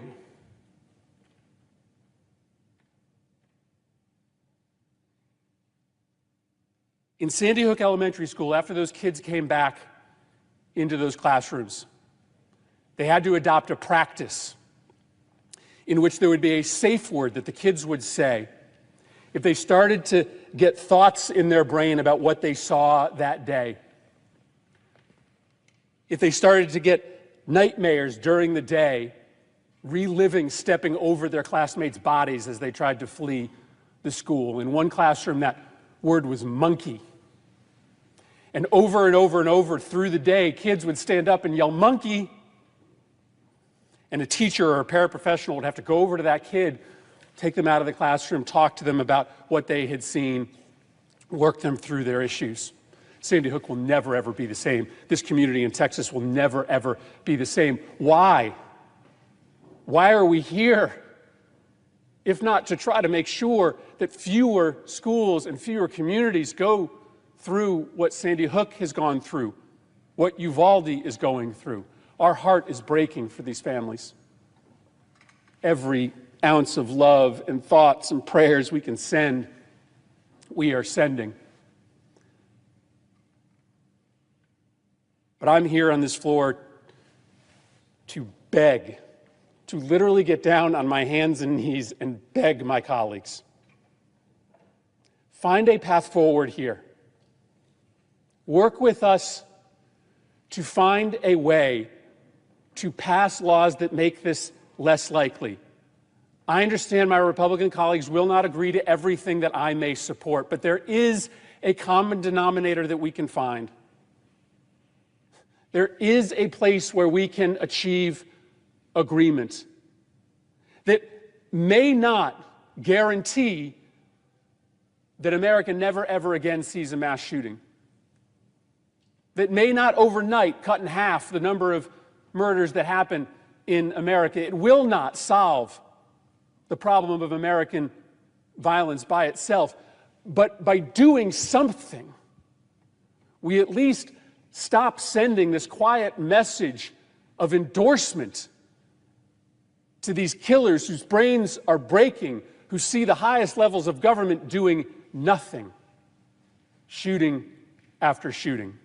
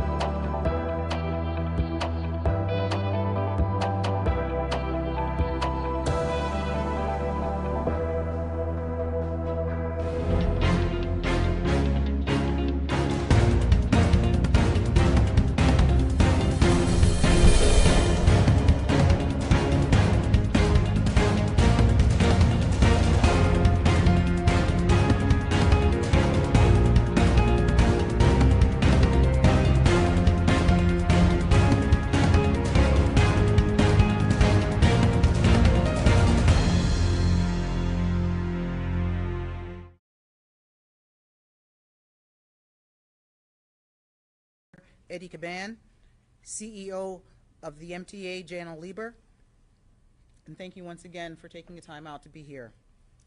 Today, the manhunt for Andrew Abdullah is over. Less than 3 hours after the NYPD released his photograph to the public, Mr. Abdullah knew he had nowhere left to run. Your NYPD investigators identified him as the killer of Daniel Enriquez through canvassing by our transit officers, community engagement, social media outreach, and excellent detective work. He was arrested in his lawyer's office this afternoon and is now being prepared for arraignment. The murder of Daniel Enriquez was every New Yorker's worst nightmare. Tragically, it's a scenario that we've seen play out far too many times before. Andrew Abdullah was well known to the criminal justice system, but again and again, his repeat offenses were not enough to keep him off our streets. His criminal history stretches back to 2016 and includes charges of felony assault, robbery, attempted murder, and a still open gun charge from 2 years ago. The most basic purpose of the criminal justice system is to keep people safe. And in the only state in our nation where a judge is not allowed to consider dangerousness when setting bail, this was yet another failure of that system. And now Daniel Enriquez is gone. His family and loved ones are suffering, and they rightfully want to know why. Well, there is no valid reason why, because this horrific crime should never have happened. And I said 2 weeks ago, we need to right these wrongs. The violence on the Q train last Sunday morning was committed by another repeat offender who was given every leeway by the criminal justice system. We cannot and will not stand for it. Today, a killer is off our streets, and we turn our attention to getting justice for Daniel Enriquez and his family. That's our focus moving forward in this case. And along with the district attorney's office and our other law enforcement partners, that's exactly what we are going to do. I want to turn it over to the mayor, Eric Adams. Thank you, Commissioner. Thanks to the good work of the men and women and our partners in law enforcement, we got him, and we got him in a way that he did not cause more injuries to New Yorkers. And I think the Commissioner stated something that's important. We got a killer off our streets, but far too many killers are back on our streets through a revolving door criminal justice system that appears to pit the NYPD and good New Yorkers against the bad guys. We were fortunate to have a thorough police work here, and the chief of detectives is going to lay out the history of this person. Any reasonable thinking New Yorker is going to ask themselves, why is this person still on our streets? And that in itself is a tragedy. But the fact is, he is the poster child of many people who believe they can create violence without any repercussion at all. It is too easy to get a gun, too comfortable to use the gun, and there is a pervasive feeling among dangerous people that there's no repercussions for their actions for using the gun. As we stand here today, we also want to have our hearts go out to the family. When you think about an innocent person, he should have been sitting at his desk at Goldman Sachs. He should have been planning outings with his family. He should have been able to enjoy all the things that New Yorkers enjoy. Instead, we are mourning his death. I spoke to his sister yesterday. She was full of pain. Just could not find reasons why someone would take the life of her brother. Hearing her words coming from the Bronx, the commissioner and I stopped to see the parents of an 11-year-old baby that was prematurely taken from us due to gun violence. We see it far too often, and all of this is fueled by America's toxic gun cultures. His loved ones have to experience the loss. New Yorkers have to experience the trauma. As we try to rebound and rebuild our system, this is an impact, but we will respond accordingly and ensure our city is safe and our transportation system is safe. Part of our recovery is tied to the MTA. That's why we're glad to have the MTA as a partner as we move forward to rid it of the violence that we're seeing. Daniel was shot in his heart. We feel it in our hearts. We lost a fellow New Yorker, one of the good guys. We are doing our job, I say over and over again. The NYPD with their partners have removed over 2,900 illegal guns off our streets. As soon as we place them on, more return with bad guys who feel comfortable enough, even after we arrest them, that they can come back out and wreak havoc on our city. The industry pumps guns into the community faster than we can take them out. Arresting the shooter doesn't change what is going on every day in this industry. And we have to fight united to stop the flow of guns. The sea of violence comes from many rivers. We must dam each one. Today we damned one of them. There are far too many more we have to dam without the help to carry it out. Also want to put my heart out to the family members in Texas Elementary School. A mass shooting, 2 babies, DOA possibly, 12 injured. These shootings are happening far too often, and the response is not meeting the level of threat and danger that we are experiencing. Not acceptable. We will never surrender our streets to violence. And I want to thank the men and women of the NYPD for apprehending this dangerous person off our streets.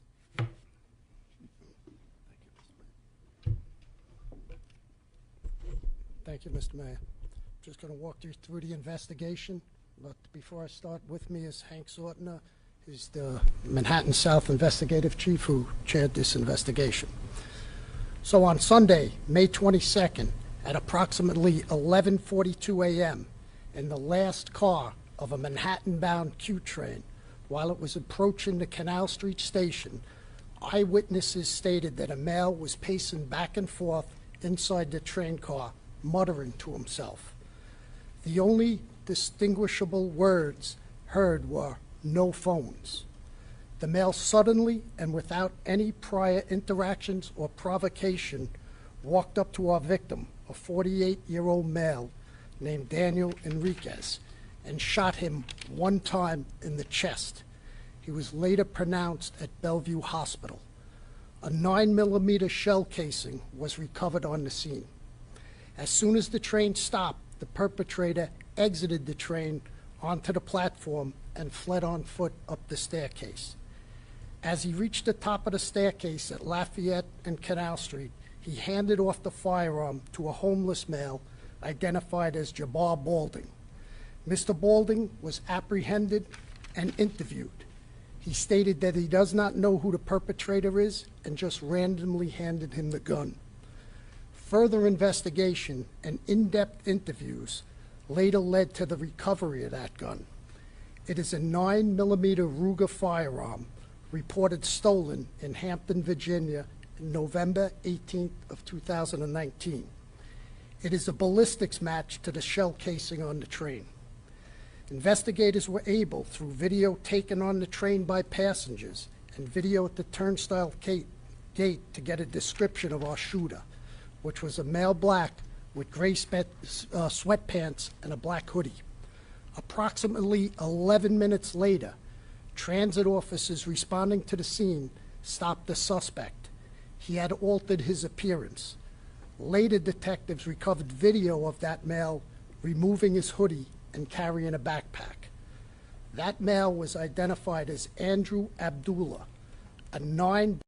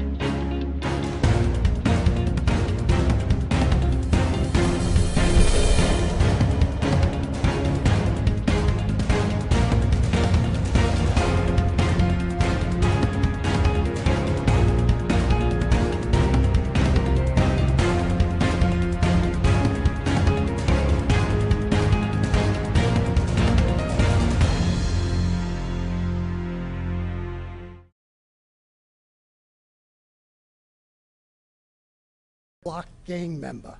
He's a male black, 25 years old, with a date of birth of December 2nd, 1996. His last known address is 580 Flatbush Avenue. He has 8 prior arrests, including an assault in August of 2016, an assault in April of 2017. In May of 2017, he was a defendant in a Polo Ground gang takedown by the Gun Violence Suppression Division. He was charged with attempted murder, robbery, and conspiracy in the first degree. For that, he received a 30-month sentence with 2 years post-release supervision. He was out on June 11th of 2019 and was on parole until June 11th of 2021.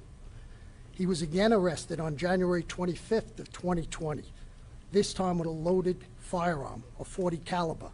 He was remanded, later made bail, and his next court date is June 6th of 2022 for trial hearings. On March 24th of 2021, he was arrested for assault 3, domestic violence. On June of 21, he was arrested for criminal contempt. And just last month, April of 2022, for grand larceny auto, where he stole the Lexus. He has a court date at June 14th for that. He is also wanted for a strong-armed robbery on the streets of Manhattan, which occurred in February of 2022. He was apprehended a short time ago by a regional task force in front of 49 Thomas Street. He's being charged with murder in the second degree and criminal possession of a weapon in the second degree. With that, I'd like to turn it over to the MTA chair before we take questions.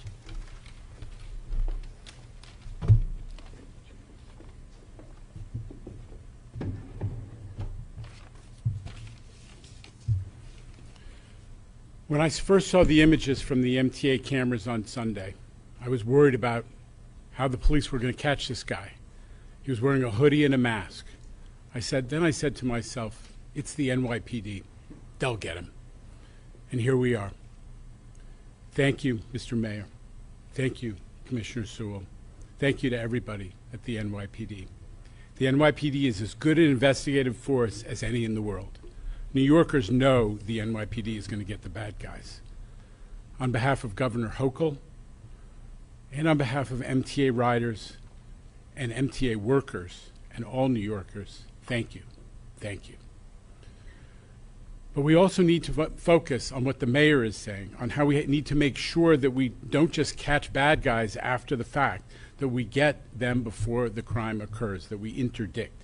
That's why I am so appreciative of Mayor Adams' omnipresent strategy for promoting transit safety. He and the police commissioner are committed to doing what's necessary to stop bad guys before they get into our system at the fare gates, but also by having transit officers on platforms and on trains. I recognize that doesn't mean that every train, every day, and every platform, every minute of every day will have a cop. But this is important work. It is an important change of paradigm, and it began under Chief Wilcox's leadership before this terrible event, and I know it will continue. Over time, I believe that we will help with the mayor and the police commissioner's strategy to restore riders' sense of safety, which has been so harmed, so eroded by this terrible incident, and to restore confidence in the safety of the mass transit system. Thank you.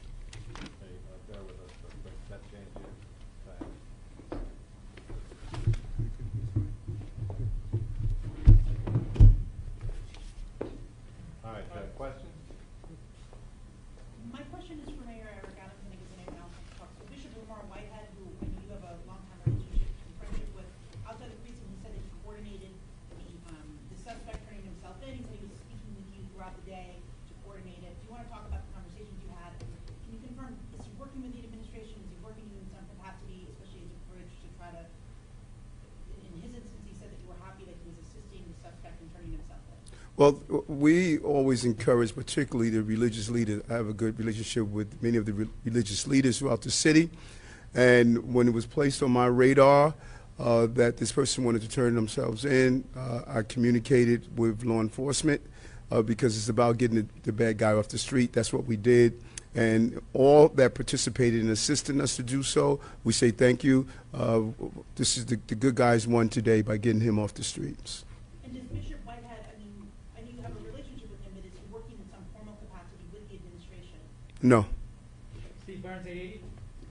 For Mr. Mayor, the police officials here, regarding this suspect, Bishop Whitehead told reporters that the suspect apparently has no memory, no recollection, was surprised to see his image. Is that what he is telling you, and how does that sort of fit in with the overall picture when we talk about mental illness? This is going to be decided in court, not with any civilian. And so the court is going to determine any parts of this case to determine how this should be handled. And we're not going to do or say anything that's going to interfere with the prosecution of this dangerous person. Mark Morales, CNN. Can you folks talk about dealing with this local pastor and how you guys will arrest him at 49 Thompson Street? I know they're still saying he surrendered, but how do you guys define that? No, we're not. Rocco, a two-part question, actually, I guess, for the chief and the commissioner. Him muttering to himself and saying no phones, is that a window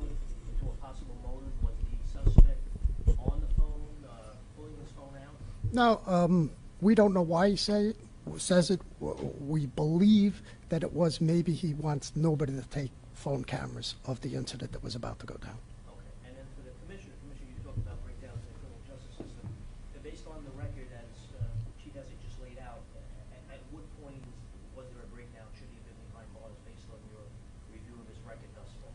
Well, I think we've been very clear that we would like judges to be able to consider dangerousness.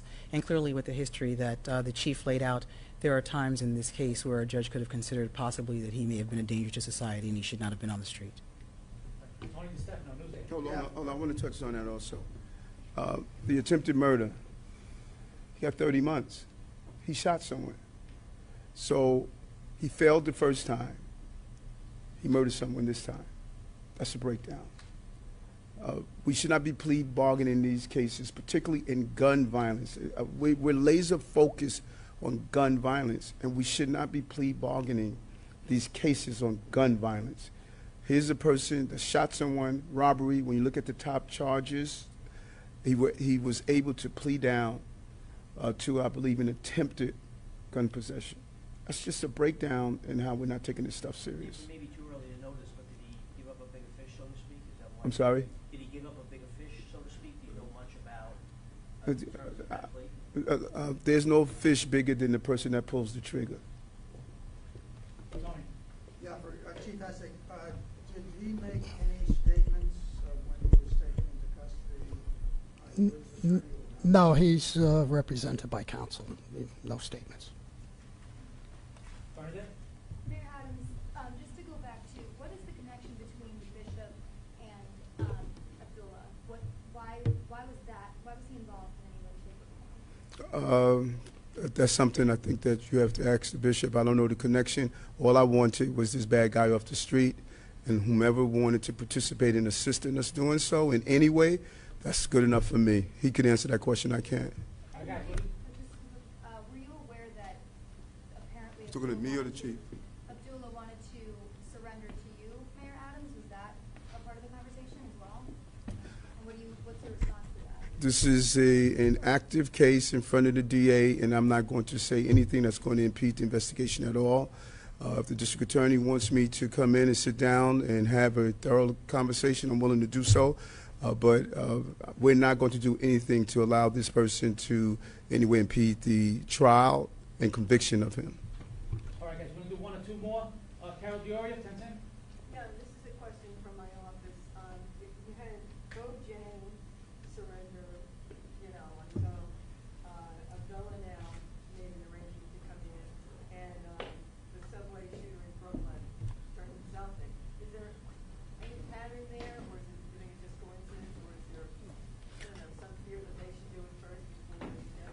Well, I'll turn it over to the chief, but I would say that we've had a significant amount of assistance from the public in some of these cases. We also had extraordinary detective work. We put the information out. We put pictures out. We put his image on social media. So we pretty much, in many cases, we shrunk his world. So in these instances, people realize they really don't have too many places to go. So we really want to make sure we get the information out there and get people to help us with these investigations and these apprehensions. Martha Potts Edward. Can you elaborate on a possible motive? That's a big mystery in this one. Like I says, he was just pacing back and forth, and there was a lot of other people on that train. He just targeted this poor individual, and for reasons we don't know. Eric Feldman. Yeah, could we get some more details about what that initial interaction was like when NYP stopped him? You guys said it was just 11 minutes after the incident occurred. Yeah, the officers were responding to the shooting. There was a description put over as I put out the sweatpants, gray sweatpants, and a black hoodie. They observed him walking away from the subway. It's a short block and a half away. They stopped him, talked to him, asked him what he was doing. They were satisfied with the answers. He had a different colored shirt on, and he had a backpack. They radioed to the officers on the scene, and it was a different description. But he did show us his ID. He leaves. When we later review the video from the train, and we see that distinctive orange shirt, now we go back there, we retrieve more video catching him taking off the hoodie, and we're able to put that together. We have his ID, and that's how we identify him. All right, guys, this will be our last question. Tina Moore. Hi, Chief.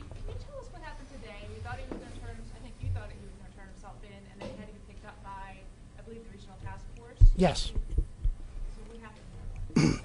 Well, I mean, we received, Regional Task Force was looking for him last night. We had numerous locations throughout Brooklyn. We received word this morning that he was going to turn himself in. He was given ample time to turn himself in, and Regional found him in front of 49 Thomas today and brought him in. All right, everyone, thank you so much.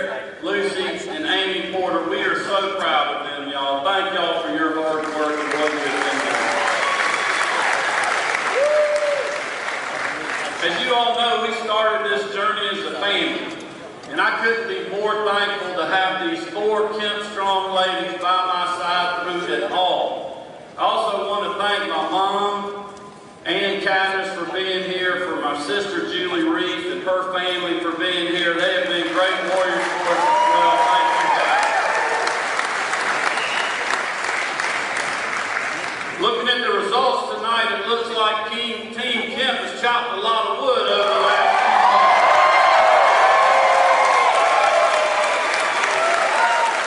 And I will tell you, we could not be more thankful for the countless hours that all of you have poured into this primary race. The doors, the dials, the small dollar donations, the yard signs, and going to events. You name it, and Team Kemp has done it. So thank you all so much. And as we have always said, Team Kemp has always been built from the grassroots up, and this race has been no different. You have honored us with your time, with your efforts, and with your resources, but most importantly, with your belief in our campaign, and we cannot thank you guys enough. God bless you all. Thank you.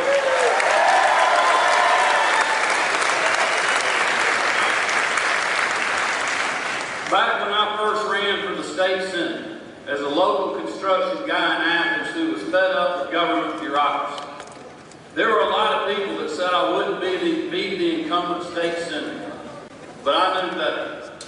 I knew the hard-working Georgians felt the same way that I did, that government was too big and politicians were not listening. And that's why I ran. And I promised voters I would get government out of the way and ensure that Georgia's best and brightest days were still ahead. that I would put them first, ahead of the status quo and the politically correct. And then when I got into office, I would do exactly as I promised on the campaign trail. And because of a lot of people in this room, we won that race, and we delivered on those promises. In 2017, the same pundit said we couldn't win the governor's race. But once again, Marty and the girls and I, we knew differently. You see, I had been to all 159 counties in the state, driving around in that green machine that Amy Porter mentioned. I know you all have seen it. And I slept on more than a few sofas. And we ate at just about every diner and meat and three that we came across. And I wasn't worried about what the political class had to say, because I was listening to the waitress at the barbecue joint Ren's. I was listening to that dirt farmer in Dawson, the community banker in Blairsville, and the people of Quitman County who just wanted a grocery store in their community so they wouldn't have to drive across the state line to get food for their families. These hard-working Georgians knew the worth of a good-paying job, of safe communities and strong families. And they were telling me they didn't want more of the same. They wanted someone who would fight for them and for their values, someone who would put them first. Voters wanted someone that would look them in the eye and tell them the truth, and then do what they said they would do. So in April of 2017, I did what a lot of people said I shouldn't have done. We did what we felt we were called to do. And you know what? We were right.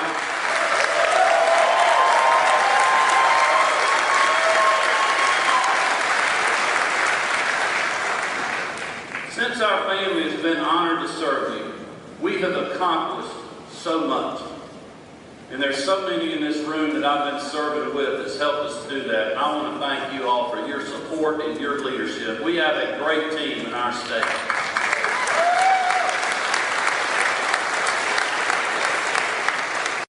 No one could have predicted the unprecedented challenges that we would all face together.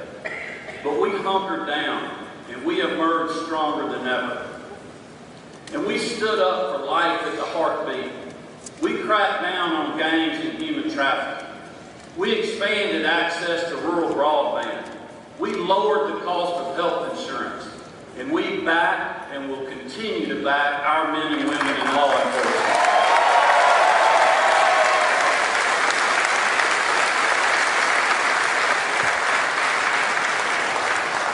In Georgia, we protected both lives and livelihoods during the global pandemic.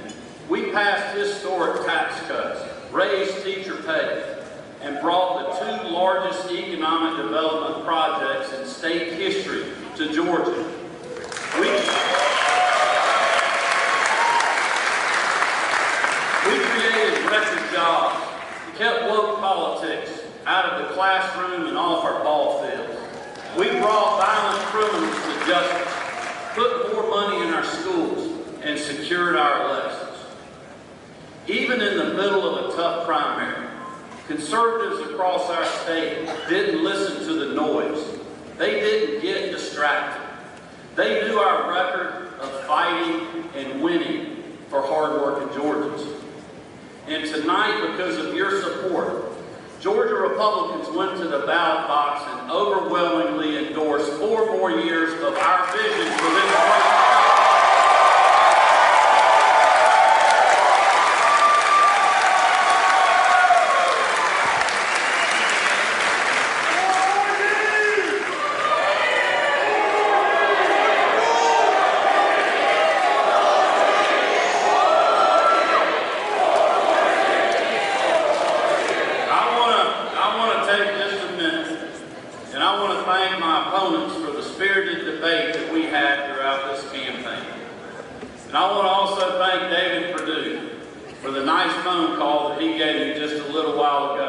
Pledging his full support to make sure that Stacey Abrams is never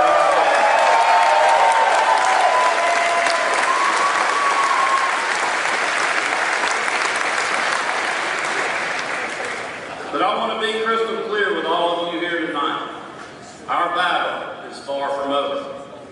Tonight, the fight for the soul of our state begins to make sure that Stacey Abrams is not going to be our governor or the next president.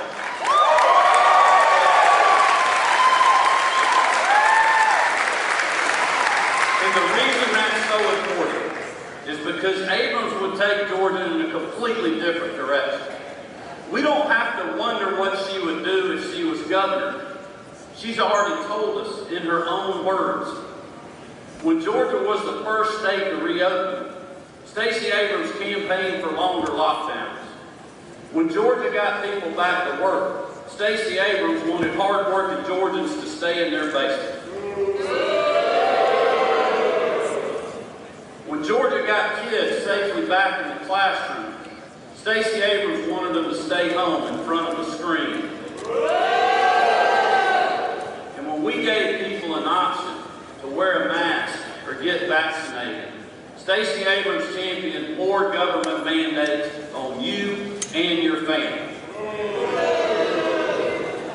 If Stacey Abrams was ever governor of this state, Georgia would be just one COVID variant away from lockdowns, government mandates, schools shuttered, and businesses closed. But here's the truth. It's not just Stacey Abrams' pandemic politics that can change Georgia forever. Her extreme agenda for our state would not stop at COVID. In just the past few weeks, we passed the largest state income tax cut in history. And Stacey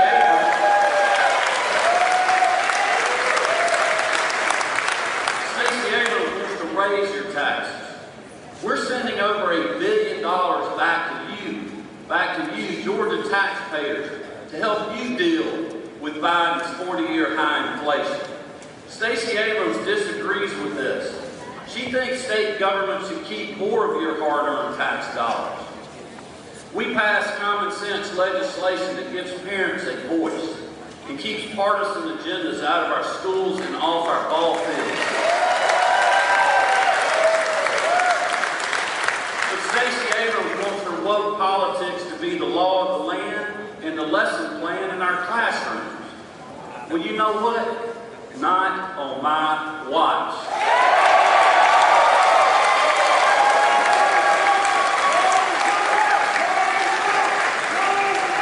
Because I know, and the people that I've been serving in that beautiful gold dome up the street know, our kids matter, our parents matter, and we will not back down.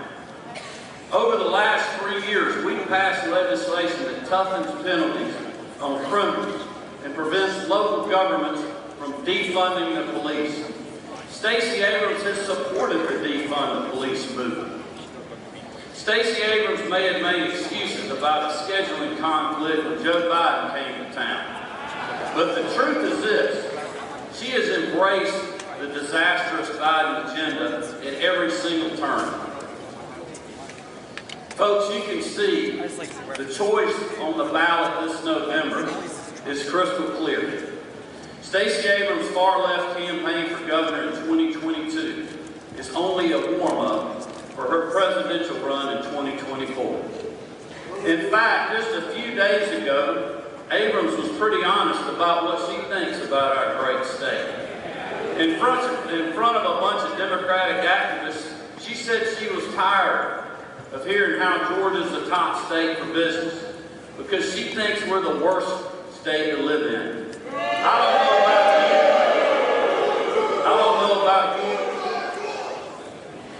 don't know about you, but I love being in the best state for business.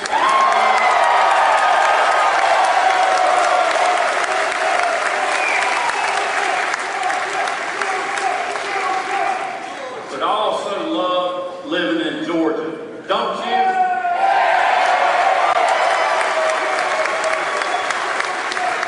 That's why we're in the fight for the soul of our state. But here's the truth. Georgia will never be on Stacey's mind because her priorities are not our priorities.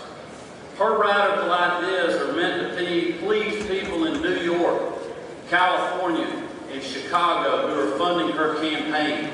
so she can head straight out to Iowa or New Hampshire next year, leaving you, hard-working Georgians, behind to pick up the pieces. But unfortunately for Stacey Abrams, the people of our state aren't going to be used as a stepping stone to the White House.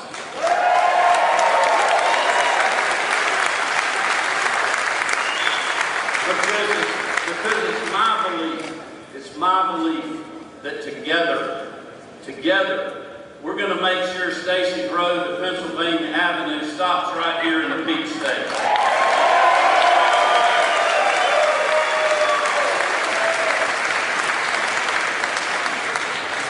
Because when Stacey's running for president, our campaign is going to be about building a safer, stronger state right here in Georgia, where our citizens have great opportunities to get a job, build a business, start a family, and achieve the American dream, no matter your zip code.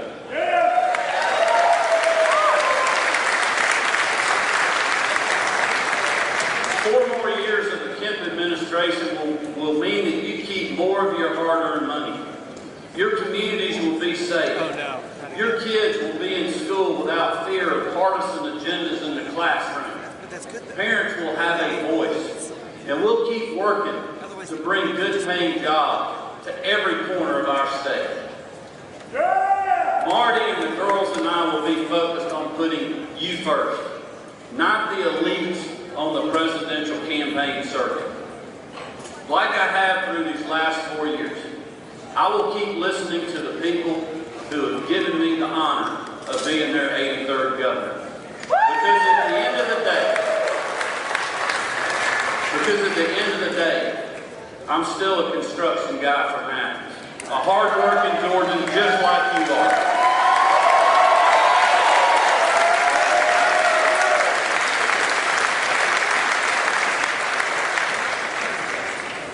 But I want to warn everyone here tonight, make no mistake, this road will not be easy. The other side, as we know, is going to have the media.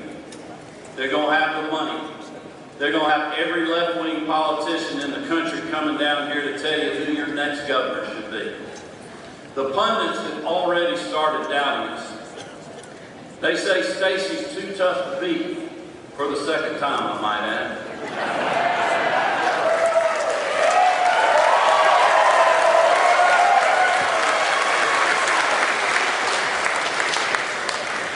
You all know one thing. You know that they have underestimated Team Kemp before. And that's why we got to have everyone here tonight and our friends and followers all over the state to be in the fight with us over the next 5.5 months. We got to knock doors like we've never knocked them before. We got to make more phone calls. We got to talk to more of our friends and our neighbors. We got to get everybody in this fight to keep Georgia the best state in the country to live, work, and raise our families. So I will tell you what I say. Let's prove them wrong again and go 2-0 on November the 8th.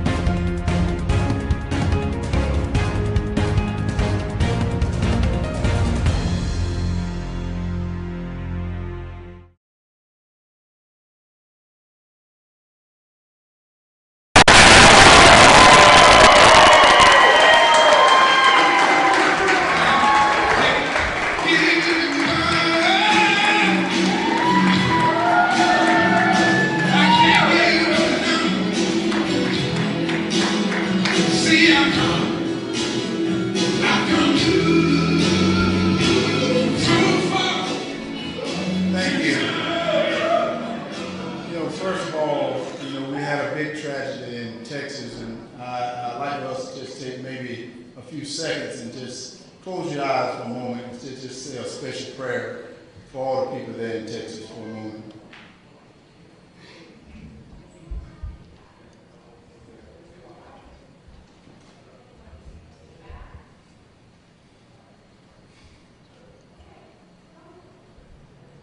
And thank you, Georgia. First, I'd like to acknowledge my Lord and Savior Jesus Christ, who inspired me to go on this journey. He's my GM, my coach, and my quarterback. And he's been with me every step of the way. And he's been with me many, many, many times. God is good, isn't he? Yeah. And I want to thank all of you for being here tonight and to celebrate. And I'm humble and I'm very glad to have you guys here to celebrate this with me, to be nominated as a new Republican nominee for the U.S. Senate.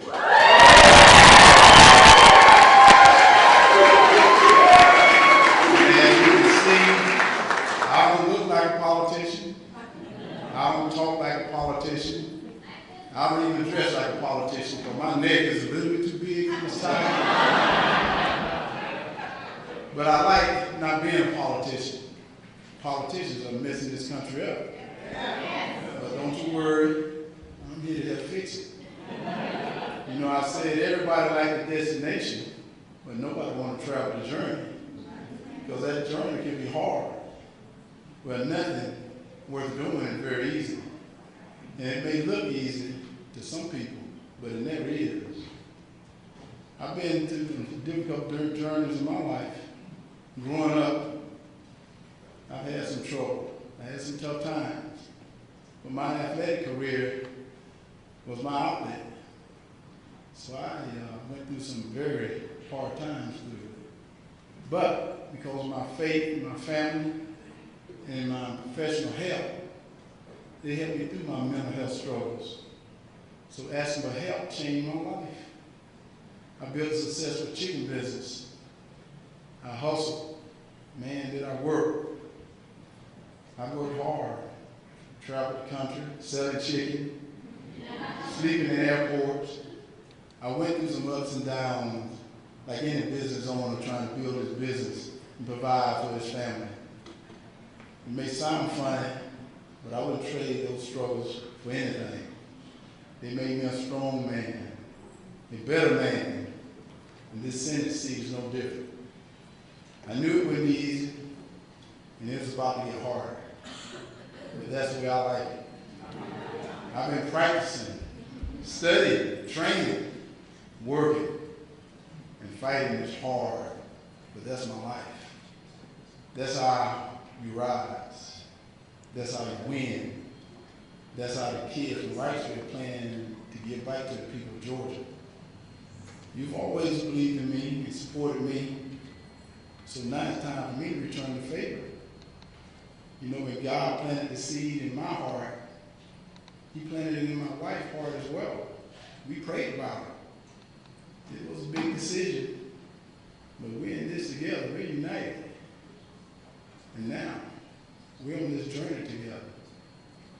So I couldn't do it without her. So Julie, I will say I love you.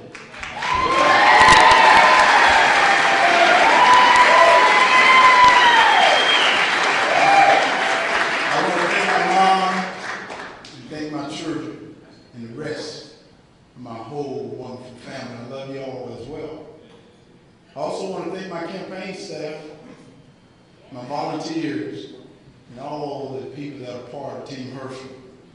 I know it's been hard. You worked hard, but you're the best. You've proven that. And I also want to thank my primary opponents for their willingness to step into the ring and take a chance to represent this good state of Georgia. I know you want what's best for this state. I appreciate your service. There's always be room on Team Herschel, and I hope you join us. Since I started playing football, people will come up to me and ask for autographs. They want to talk about sports. I always enjoyed it. But for the last couple of months, people ask about different things that go on in their life because they're hurting, they're scared. I see it in their eyes. They can't afford food. They can't pay for gas. They're sick of what's happening in the schools. They don't even feel safe no more. They feel like their dreams and everything they work for is slipping away. The America they've known is slipping away. They share their stories with me. They believe I can help them. Be their voice, fight for them. They're the reason I entered this race. I'm not in it for fame. I got that.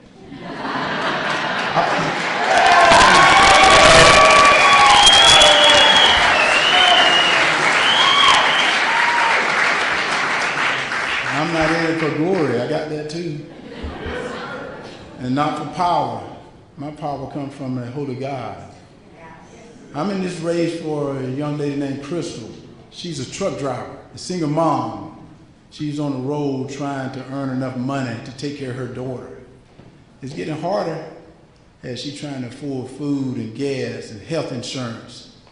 But Crystal's daughter was in public school that the mom took her out because another little girl got assaulted in the bathroom. She couldn't let nothing like that happen to her little girl. So she took her out and put her in a small private school. She didn't have any other options to do that. And what are we going to do? And now Crystal shouldn't have to put up with something like that. She shouldn't have to be able to afford to send her little child to a private school for a good education and keep her safe. I'm in this race also for Lee and Michael. They're farmers who are getting crushed by government regulations, raising prices for gas, fertilizers, and equipment. Parts are making it harder to be a farmer. They're having trouble making ends meet. It hurts their families, and it hurts Georgia. And all this breaks my heart as they struggle to survive. I carry these stories with me everywhere I go. I hear different versions of it from different people, but the basic message is the same. Their American dream is becoming a nightmare. And this nightmare started when the radical left came up with a bunch of lies to divide us. Like men could get pregnant, babies are born racist, rioters are peaceful protesters. We don't need the police. Putin caused this inflation. The border is secured, windmills make airplanes fly, tanks can run on solar. Drilling in oil in America caused global warming, but drilling oil from dictators don't. Black voters don't have IDs, and everyone could afford a $60,000 electric car. These lies have made us unsafe, woke, and broke. You know the truth, but if you speak out, they'll cancel you out. They'll force you out of your job. They'll cancel you. They might even send a government agency after you. But this is how they get their way. This is how they keep their power. And it's how they're ruining this great country. These people call themselves progressives. But this isn't progress, this is self-destruction. They control our cities, defund our police. What a dumb idea that was. Let violent criminals loose and surprise when they kill again.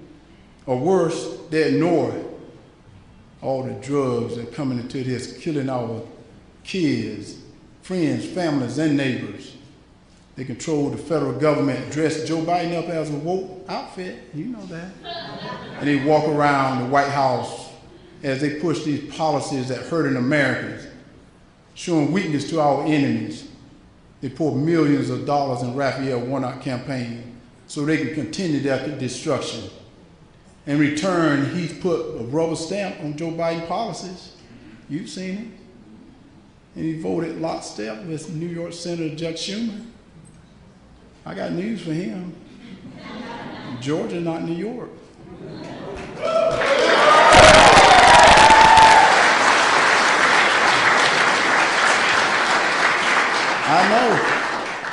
I know because I was Georgia born, Georgia bred. And when I die, I'll be Georgia dead. I know where Georgia stands, and I stand with you. I stand to fight for Georgia. I stand to fight like I never fought before. I will fight for your kids, fight for this country. I won't back down. Unlike my opponent, Senator Warnock, he's run these slick ads, you've seen him. And one of them, he says, he understands how the problems everyday Americans face. He should, because he and his friends in Washington caused them. In another ad, he says he's not a magician. No one asks him to do magic tricks. We don't expect him to be, all we expect him to do is be a good senator. And he's not good at that either, is he? He says he can't fix Washington in a year. Well, he's not even trying. Instead of working on reining in the government spending, he's released press releases. He's right along with it. When Joe Biden waged a war against American energy, he drives gas prices to an over $5 a gallon. Warnock goes right along. He voted 4 times against the Keystone Pipeline and voted to raise taxes on fuel when Joe Biden sliced open the southern borders and let criminals, drugs, and terrorists in. Warnock did nothing to stop it. Instead, he voted against securing the border, against deporting illegal immigrants whose convicted crimes. His voting has destroyed his economy and torn this community apart. Hey, I'm sure he's a nice guy, and it's okay to like him, but you don't have to put up with his politics. We're the fork in the roads, people. We have a clear choice. Reverend Warnock and Joe Biden have dragged us down the path of skyrocketing inflation, violence in our streets, chaos at the border, fentanyl, killing our people, and school poisoning our kids' mind. Weak foreign policy, war in Europe, vaccine and mask mandate crushing government regulations, empty shelves, and we've seen them, disrespecting our Constitution, censorship, and the racial division.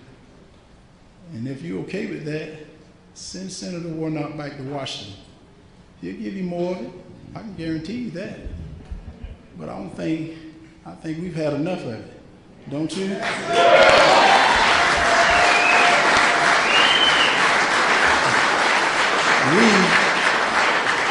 We can't afford to be on that road because the toll and the price is too high.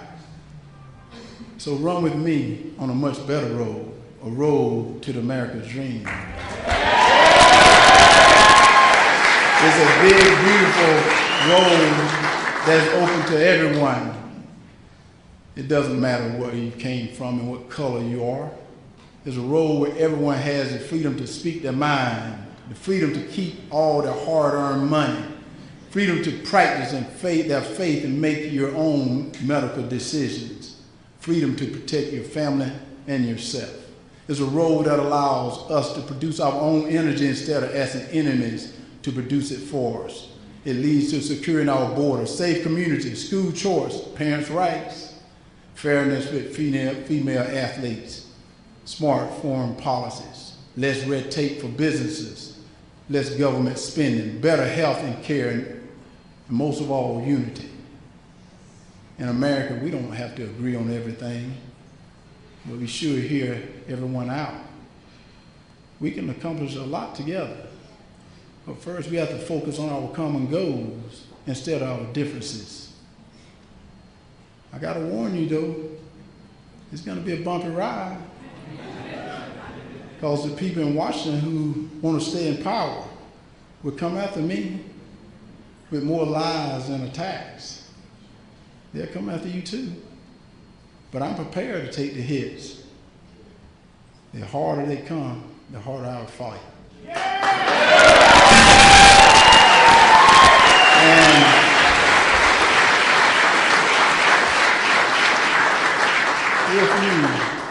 if you live in the state of Georgia, you're my family. And these radicals will have to come after me before they get to you. And I won't let that happen.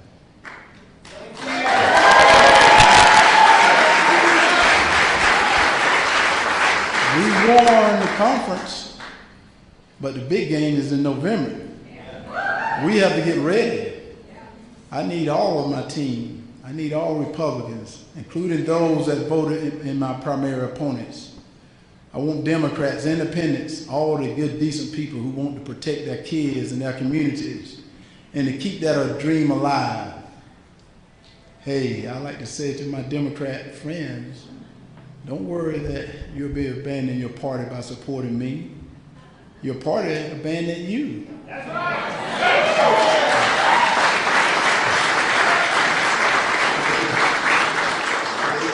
A bunch of maniacs who dropped power behind the wheel. They left you T-boned, stranded in the rain by the roadside. But I see you, and I pick you up and take you home. The important thing to remember is this election is not about Republicans or Democrats. It's about America saving this country from a group.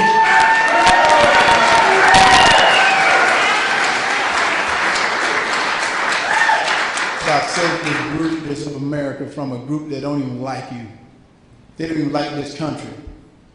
Compare them to these brave men and women in uniform who died for this country.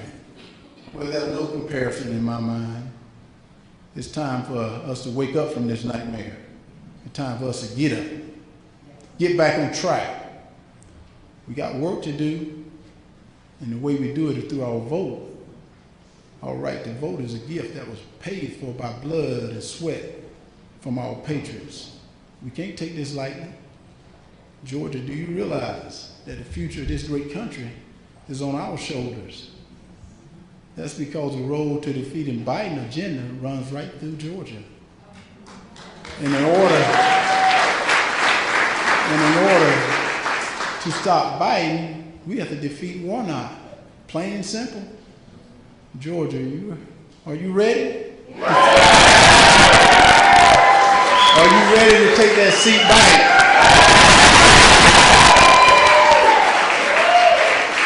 Are you ready to take this country back? And what I'd like you to do is join Team Herschel,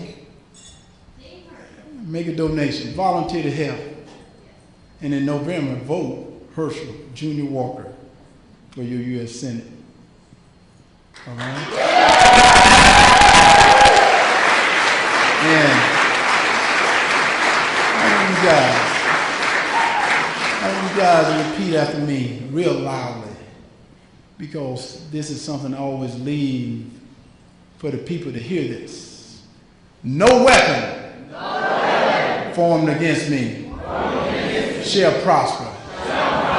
No weapon formed against me shall prosper.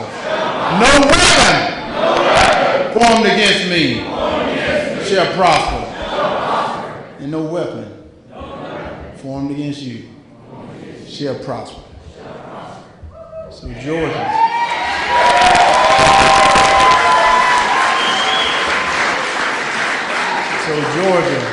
are y'all ready?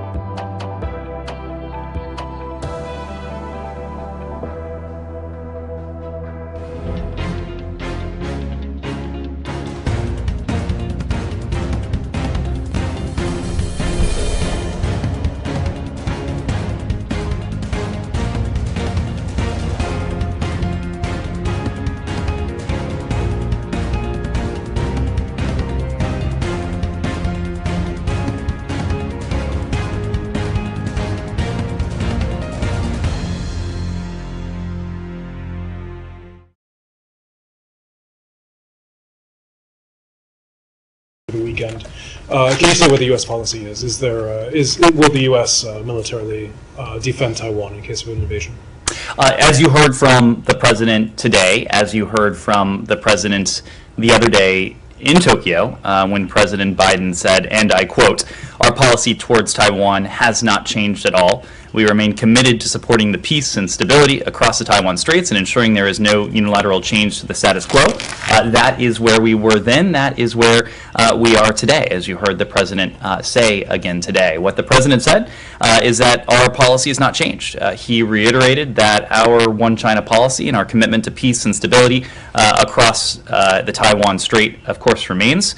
He also reiterated our commitment under the Taiwan Relations Act to provide Taiwan with the military means to defend itself. In short, there has been no change. But the fact that he's saying that that the U.S. would defend Taiwan, do you think that the Taiwanese should feel more reassured than they were before about the possibility of a U.S. military defense? The Taiwanese should feel reassured that we will continue to comply with and to fully satisfy our commitments under the Taiwan Relations Act, that we will do so consistent with our One China policy and the other documents, including the 3 joint communiques and the 6 assurances. Let me follow up on one more point there. You tweeted just a couple days prior to this that Beijing is misrepresenting the U.S. position on One China, on the One China principle. The president himself said that we agree with on One China. Could you state what that means? I mean, is there any inconsistency there? Does the United States agree with the Chinese interpretation of that there be One China? Well, the Chinese, the PRC, has frequently attempted to misrepresent our policy in their briefings and statements from senior PRC officials. Let me just give you one example of that. The English version of the Ministry of Foreign Affairs readout of the call between our National Security Advisor Jake Sullivan and Wang Jiechi on May 18th incorrectly stated that, quote, "The U.S. pursues the One China principle. Beijing's," and this is important, "One China principle is not the same as our One China policy." In a May 12th press briefing, the PRC spokesperson stated that we had made a quote-unquote commitment to uphold the One China principle. That is also not correct. We are committed to upholding our One China policy, which again is guided by the Taiwan Relations Act, the 3 U.S. joint China communiques, and the 6 assurances. The PRC statements attempt to mischaracterize our position and our policy. Our long-standing bipartisan One China policy has not changed. These are policy issues of enormous sensitivity, and we are I think appropriately careful and precise with our language, and we urge the PRC to cease its mischaracterization of U.S. policy and statements from senior U.S. officials. Yes. Well, the problem with that is, though, that you're quibbling with the word principle instead of policy. It is. It has a different meaning. We stand by our One China policy. So, what's your understanding of the difference between One China principle and One China policy? We have a One China policy. As we what's said. the difference between that and One China principle? We have heard from the PRC that there are so-called commitments under what they call the One China principle that are distinct from our One China policy. And again, we are having this conversation now because for us is important to underscore that we comply with, we abide by our One China policy. It is a policy that, as we have said, is guided by the Taiwan Relations Act, the 3 U.S.-China joint communiques, and the 6 assurances. Well, maybe you could just like change the name of policy to principle without changing what's in it, and then you could all be happy. I'll take that suggestion on board. Yes, sure. And then, so, I mean, I understand that you guys, in the aftermath of President's aid, and he himself said the policy hasn't changed, but he also did say yes to a question which was asked whether the United States would be willing to get involved militarily. I'm sure you guys have internal talks about this, and since he did say yes, does that mean Washington would be willing to commit troops to battle in defense of Taiwan?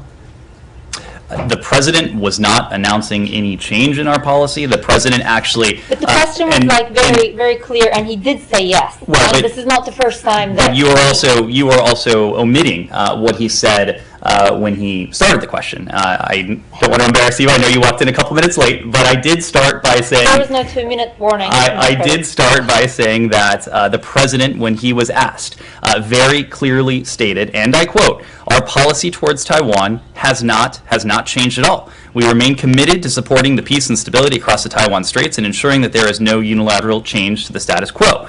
He went on to say, "We've made a commitment. We support the one China policy. We support all that we've done in the past to ensure that Taiwan has what it needs to defend itself." Okay. That is consistent with the Taiwan Relations Act. I'm gonna join the group of people who can't see how those two things are compatible together. But just on this China-Russia exercise, I'm just wondering if this is the kind of action for United States that requires a response from you and allies, perhaps beyond rhetoric. And if that's the case, what kind of response would that be? So to your question, Humaira, the PRC in Russia did conduct a joint military patrol involving their strategic bombers on May 24th. The patrol, as we understand it, traversed the Sea of Japan and continued through the East China Sea and the Philippine Sea. This exercise was likely planned well in advance by both countries, and Beijing's decision to cooperate with Moscow in this way, amid Russia's further invasion of Ukraine and the Kremlin's dangerous nuclear rhetoric, demonstrates the quote-unquote no-limits partnerships that they talked about in their joint communique is quite alive and well.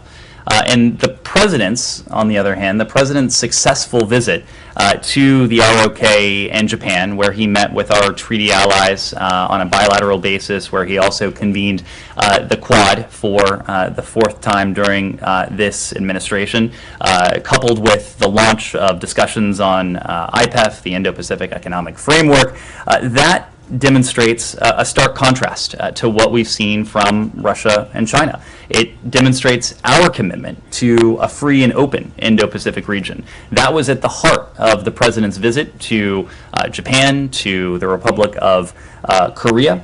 And you also heard from the president and senior officials while there more about our long-standing commitment to the defense of those allies, including Japan and the ROK. We've consistently made the point that attempts to intimidate U.S. allies and partners will only strengthen our collective resolve. Of course, we've discussed and worked very closely with Japan, with the ROK, on matters of defense and deterrence. Barbara. Staying on China, the BBC has a report out today on Xinjiang, which is based on data from police computers in the region, and they lays out in meticulous detail the way police have been targeting any expression of Uyghur identity or culture, and also evidence that the chain of command runs all the way up to Xi Jinping. So I wanted to ask, first of all, does the State Department have any reaction to the information in the report?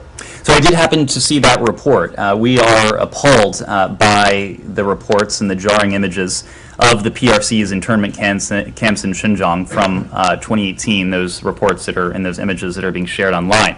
Unfortunately, the PRC's genocide and crimes against humanity against predominantly Muslim Uyghurs and Muslims of other ethnic and religious minority groups remains ongoing in Xinjiang. And this new reporting further adds to an already damning body of evidence of the PRC's atrocities in Xinjiang, including evidence previously disclosed in earlier publicly reporting, seen in satellite imagery and gathered via witness testimony from survivors and escapees of the internment and forced labor camps. Despite increasing public awareness and strong calls for accountability, the PRC government continues to deny any wrongdoing. We are deeply concerned by the PRC's failure to acknowledge and to stop these atrocities and to transparently address the chorus of concerns raised by the international community. And we'll continue to work with our partners and our allies to promote accountability for those responsible for these atrocities. We have and we continue to call on the PRC to immediately release all those arbitrarily detained people, to abolish the internment camps, to end mass detention, torture, forced sterilization, and the use of forced labor. And Does the State Department assess that the chain of command on Uyghur repression runs directly up to the president? I don't want to offer a tactical assessment of that, but I will just say, in a system like the PRC's, it would be very difficult to imagine that a systemic effort to suppress, to detain, to conduct a campaign of genocide and crimes against humanity would not have the blessing, would not have the approval of the highest levels of the PRC government.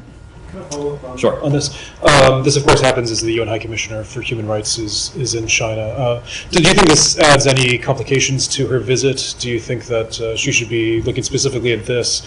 Are you at all optimistic that she'll get more answers? We discussed this on Friday, and I then voiced our deep concerns about the upcoming visit of the High Commissioner, Michelle Bachelet, to the People's Republic of China. Based on our understanding of the planned restrictions that she will be subjected to during the visit, we have no expectation that the PRC will grant the necessary access required to conduct a complete unmanipulated assessment of the human rights environment in Xinjiang. We think it was a mistake to agree to a visit under these circumstances where the High Commissioner will not be granted the type of unhindered access, free and full access that would be required to do a complete assessment and to come back with a full picture of the atrocities, the crimes against humanity, and the genocide ongoing in Xinjiang.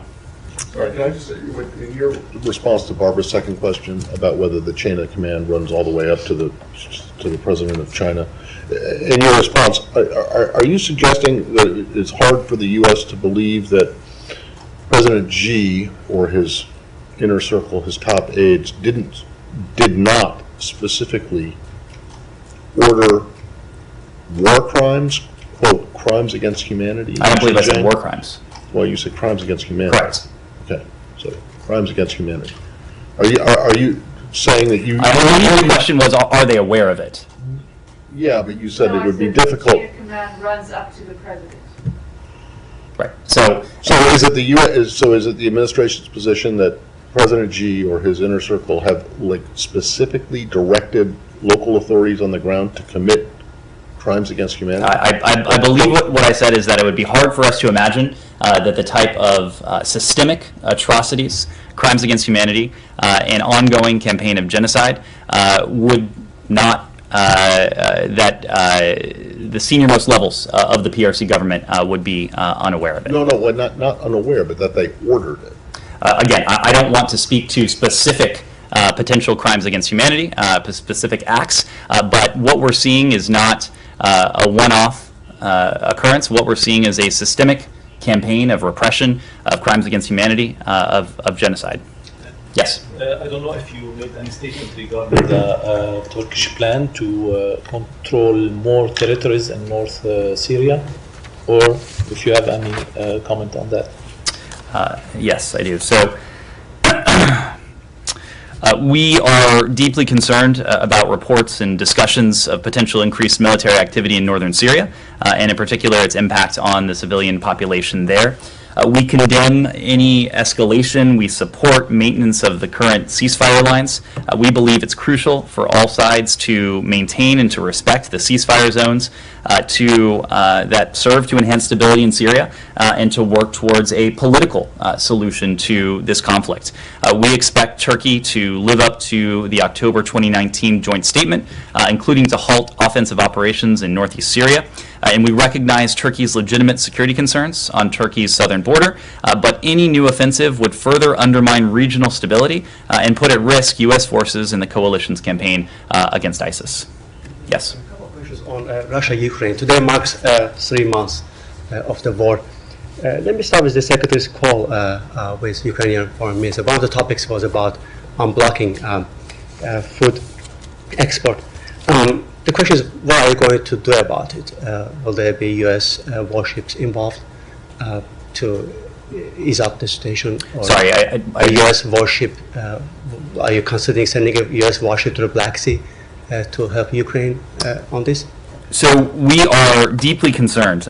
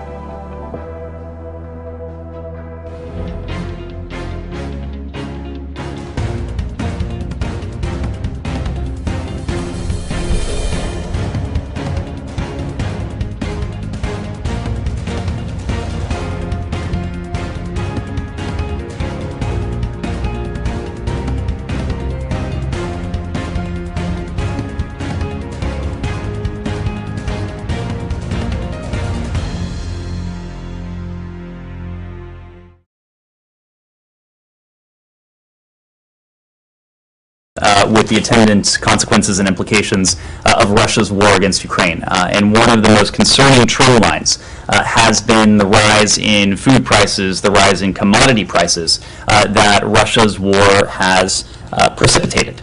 This is, of course, a result of the fact that much of Ukraine has been subjected to Russian aggression, to Russian violence. There has been death and destruction brought by Russian forces, but also because Russia's forces have seemingly targeted silos. They have targeted ships containing foodstuffs. They have, of course, made impossible the task of completing the cycle of planting and harvesting for the country of Ukraine, a country that is a major supplier of both wheat and fertilizer to the region and well beyond. And so this is precisely why we have sought to do several things. First and foremost, the most effective means by which to put an end to the spike in food prices is, of course, it would, of course, be to put an end to Russia's aggression against Ukraine. That's what we have sought to support, including by strengthening Ukraine's hand at the negotiating table as we hold Moscow to account with the sanctions and other measures, including the export controls that we have placed. We've also, and you saw this last week when Secretary Blinken was in New York City, we have focused on the task of shining a spotlight on this, but also engaging in concerted diplomacy. And the ministerial last week brought together dozens of countries, including countries that are in need of additional food supplies, that are suffering from President Putin's war and the attendant rise in food and commodity prices, and those countries who are in a position to potentially do something about it, whether that is to donate funds, whether that is to make in-kind donations, in-kind contributions to those countries who are in need of additional food. Of course, the UN Secretary General has been deeply engaged in this as well. He has been working very closely with our Ukrainian partners, with our Turkish allies and others to determine if there are ways to help facilitate the export of Ukrainian food supplies. That is something that we stand ready to assist, knowing that it is in the not only our national interest, but of course in the interest of those countries that have been deeply affected by the rise in food prices. One more question on Ukraine. Sure. The rumors about the U.S. Considering sending special operations forces to Kiev to protect the embassy. Is that on the table? We are, as we always are, we're in close discussions with our colleagues at the Department of Defense about security requirements for our resumed operations at our embassy in Kyiv. We haven't made any decisions about the potential return of U.S. military members to Ukraine for that purpose, and that purpose being an effort to guard our embassy compound. We've said all along that U.S. forces are not engaged in conflict with Russia, and we have worked to put in place mechanisms to avoid the potential for escalation. But as you know, we don't make a habit of commenting on our security mechanisms or requirements, and so we'll leave that there. Yes. Thank you. The Senate passed $40 billion Ukraine aid bill last week, and the State Department provided additional $100 million. In this situation, we're just witnessing some suggestions that Ukraine must make some concessions to Russia to end this war, and one of the statements was in Davos, Switzerland, by the former Secretary of State. I wonder if you could give me your commentary on that, please. Our commentary on that is that it's not for the United States to decide how and when this war should end. It is for the Ukrainian government, representation of the Ukrainian people, to determine how and when this war should end. It is our task to support our Ukrainian partners, to see to it, as I said before, that their hand at the negotiating table is as strong as it could possibly be. And so that's why, to your question about the $40.1 billion in additional assistance that's now been signed into law, we are in a position to provide more security assistance. We are in a position to provide more economic assistance. We are in a position to provide more humanitarian assistance, just as we will continue to impose increasing costs on Russia should it not end its war against the Ukrainian people and the Ukrainian government. And quickly, the second question, there will be NATO summit in Madrid next month. We understand in today's go-ahead agenda is Sweden, Finland membership. However, there are some countries who are trying to get membership action plan. I mean, Ukraine and Georgia. What is the administration's position on further expanding NATO? Our position is that NATO's door should and must remain open.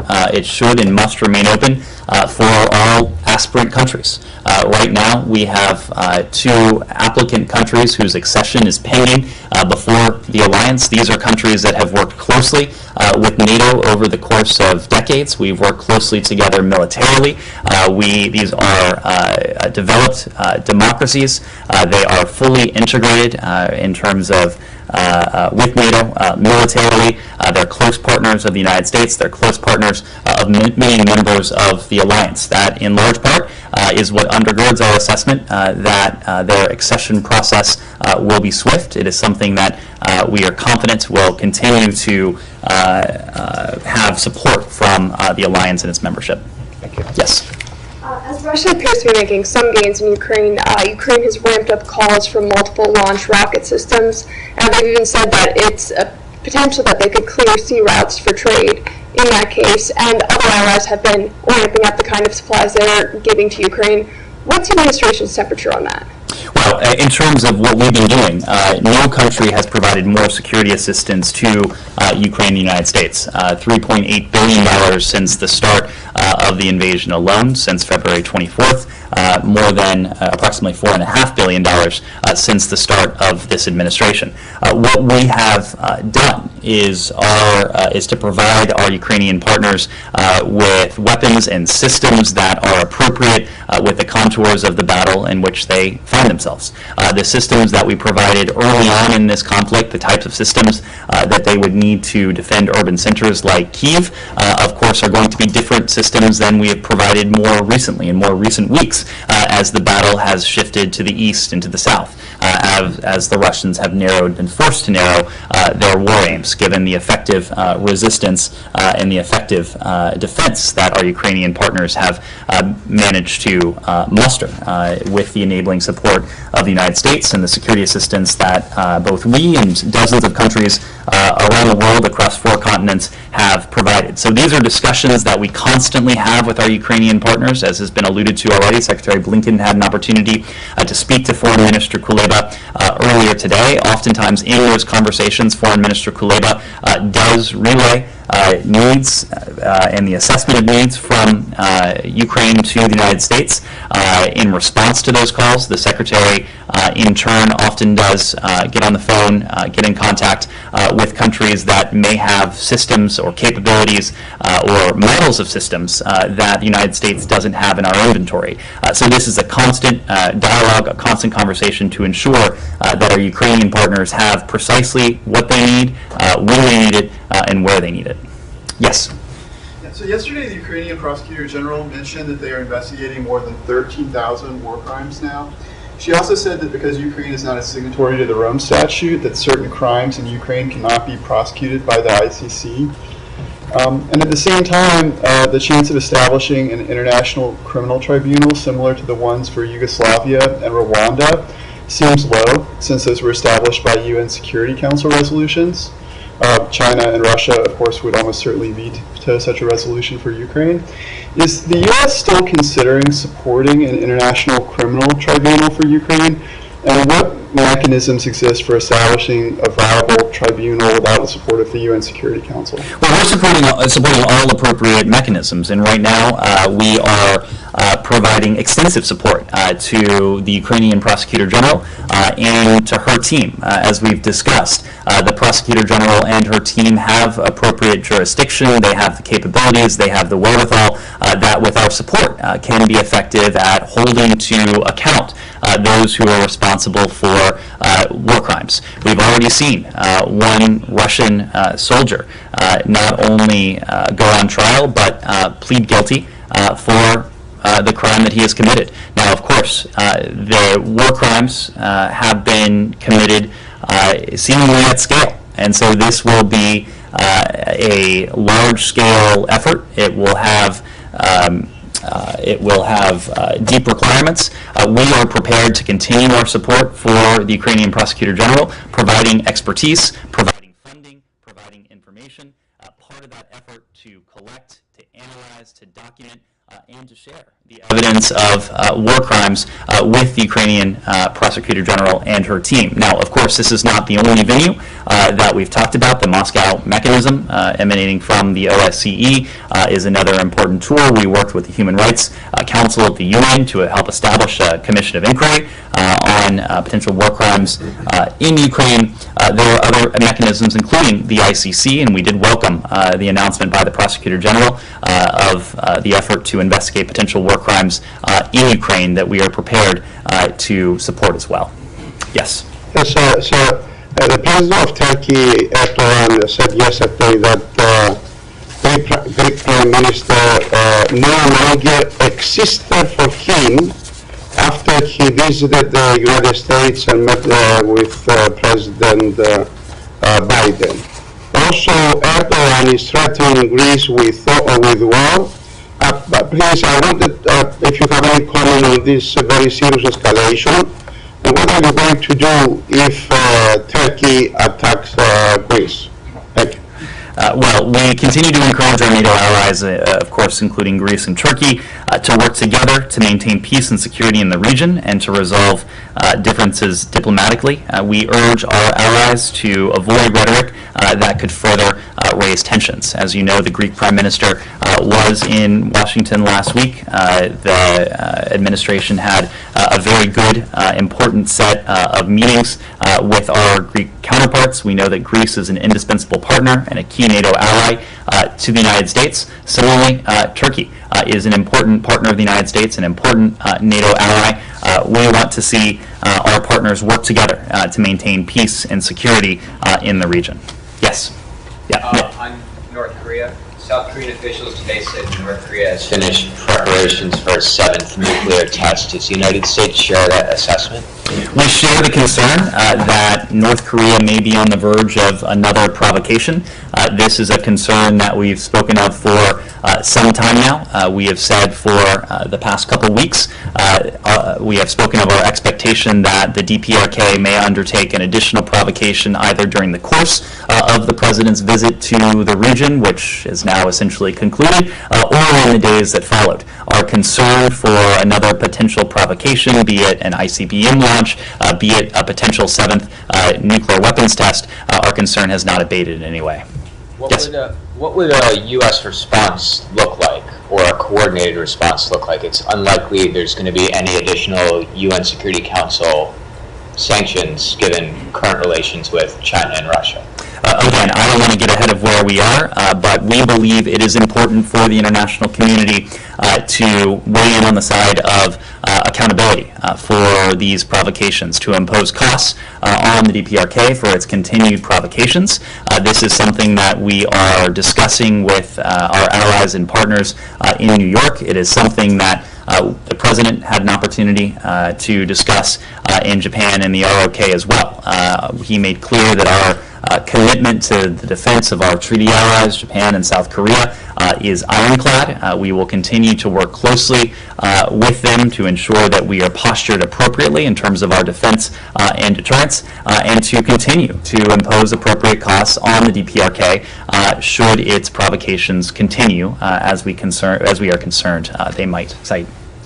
Yes, thank you. Sorry about missing the beginning, but we did not hear the call. Can I switch to the Palestinian? It wasn't that you didn't hear it. There wasn't There wasn't one. Okay. All right. Apologies. I don't know if you talked about the killing of Shirin, what happened in the beginning, maybe not. But it's been 2 weeks, and I wonder if you saw the review today by AP.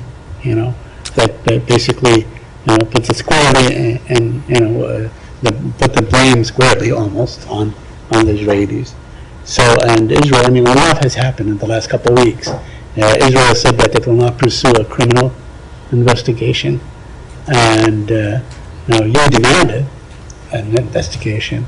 So where do you stand? Tell us how to navigate this issue. Saeed, it's my understanding your depiction is not quite right. And in fact, the Army Chief Prosecutor in a speech on Monday noted that the decision of a pending criminal prosecution would have to wait until the initial probe is completed. That initial probe has not yet been completed, so I'm not aware that there's been any final determination about the suitability of a criminal investigation or not. Regardless, we have publicly condemned the killing of American-Palestinian journalist Shireen Abu Akleh in the West Bank. We continue to do so. Not only was she a close partner of ours, she was an inspiration to millions around the world. She was a dear friend to many in the U.S. government. Her death is a great loss. It is a great tragedy for those who knew her, including my colleagues, my counterparts, but also for individuals around the world who counted on her coverage, who counted on her ability to report from the region. We reiterated to both Israel and to Palestinian officials our call for an investigation that is immediate, is thorough, transparent, and impartial into her killing. We do expect full accountability for those responsible for her killing, and importantly, we do expect both Israelis and Palestinians to keep us apprised of developments in their investigation and to share with us their findings. We deserve, but much more importantly, Ms. Abu Akleh's family deserves to understand the circumstances surrounding her death. Okay. Well, that's all fine, but the Palestinians are saying we don't trust the Israelis investigating themselves. Almost, the Israelis are saying they want to conduct their own investigation. They insist on retrieving the bullet, which the Palestinians have, and so on.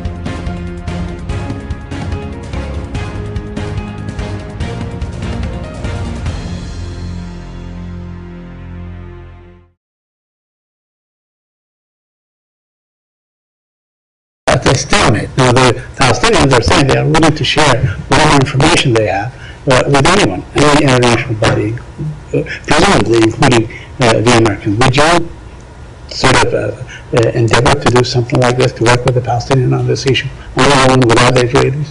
We've urged our Palestinian and Israeli counterparts to cooperate as appropriate. Our interest is that there is a thorough, complete immediate, transparent investigation that entails accountability. We want to see that carried out. Well, you used the word immediate twice now in two different responses. So what's your definition of immediate? Well, an investigation is ongoing.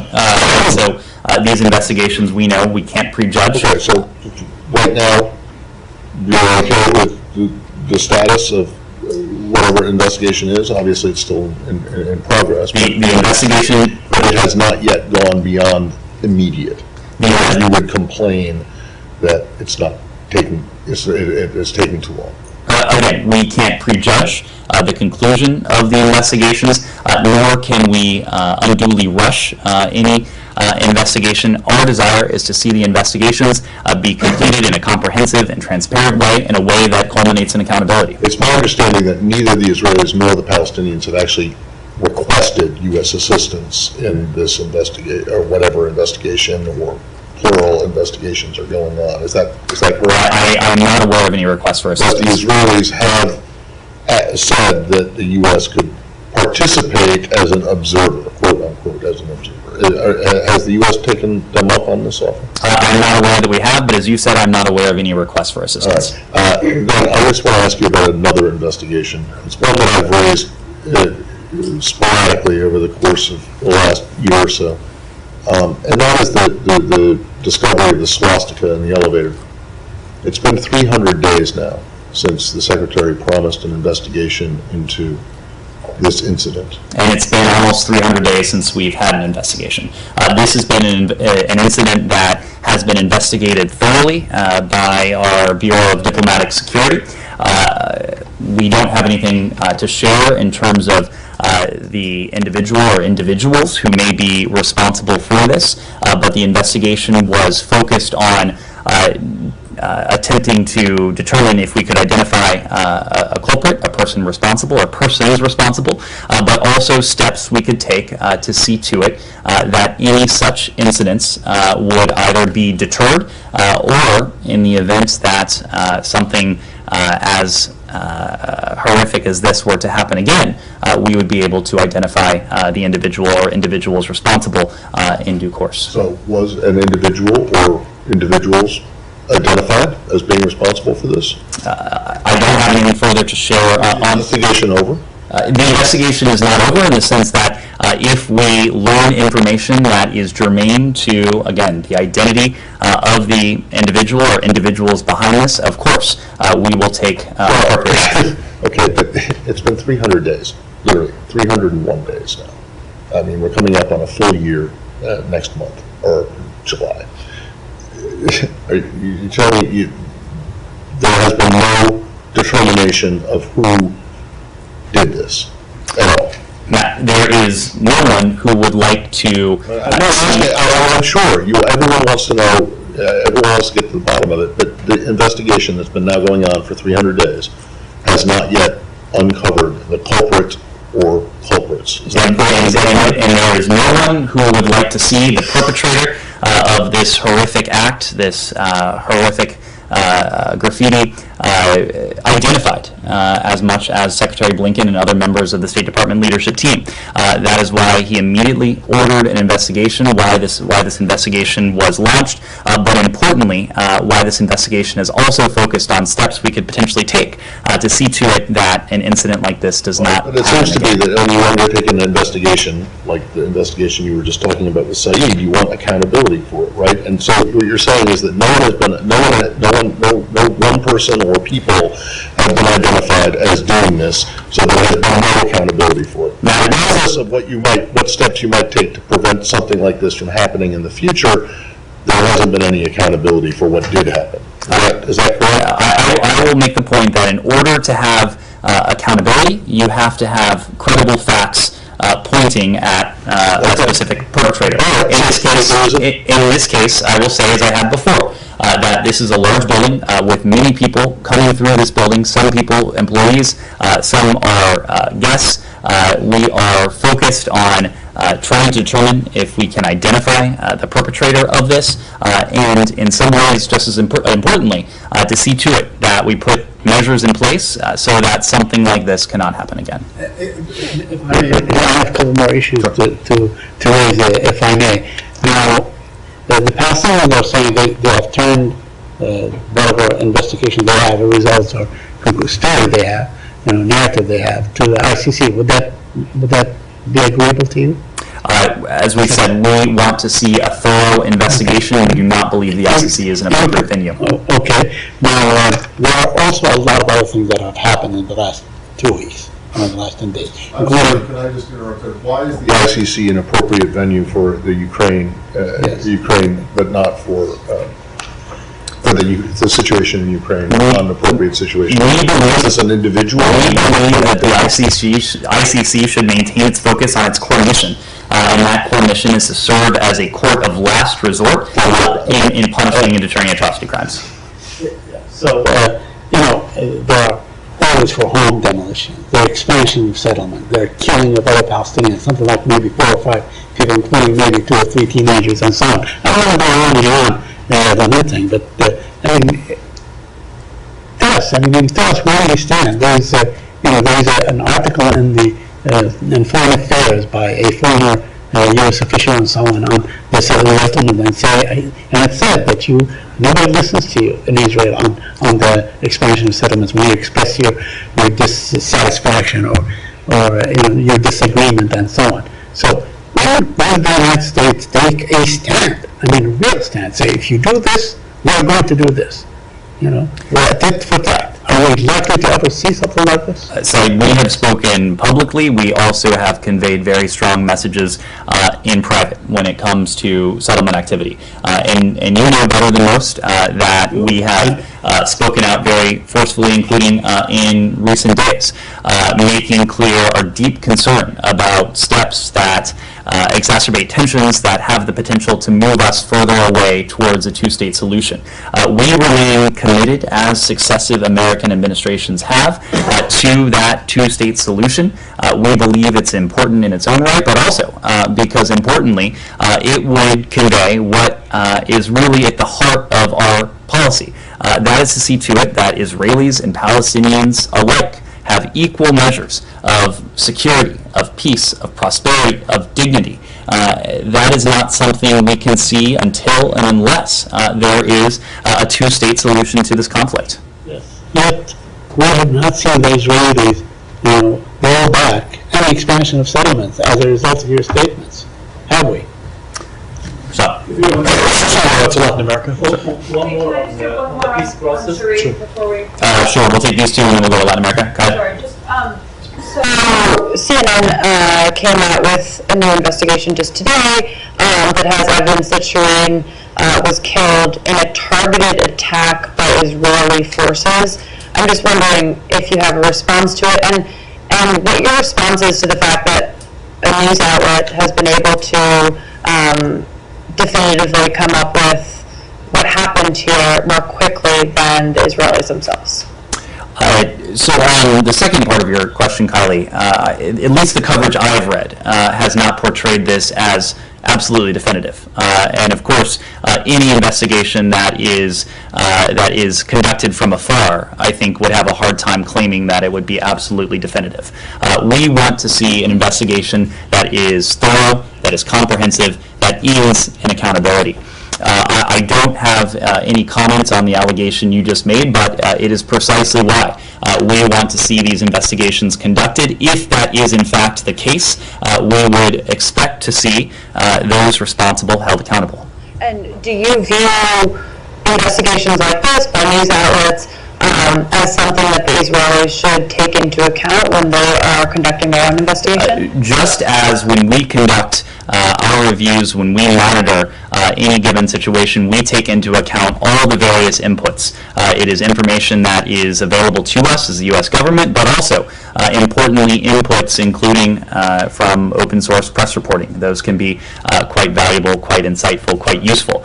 So it is our belief that they should be incorporated. That is the way we tend to operate in terms of our own reviews. Yes? Thanks.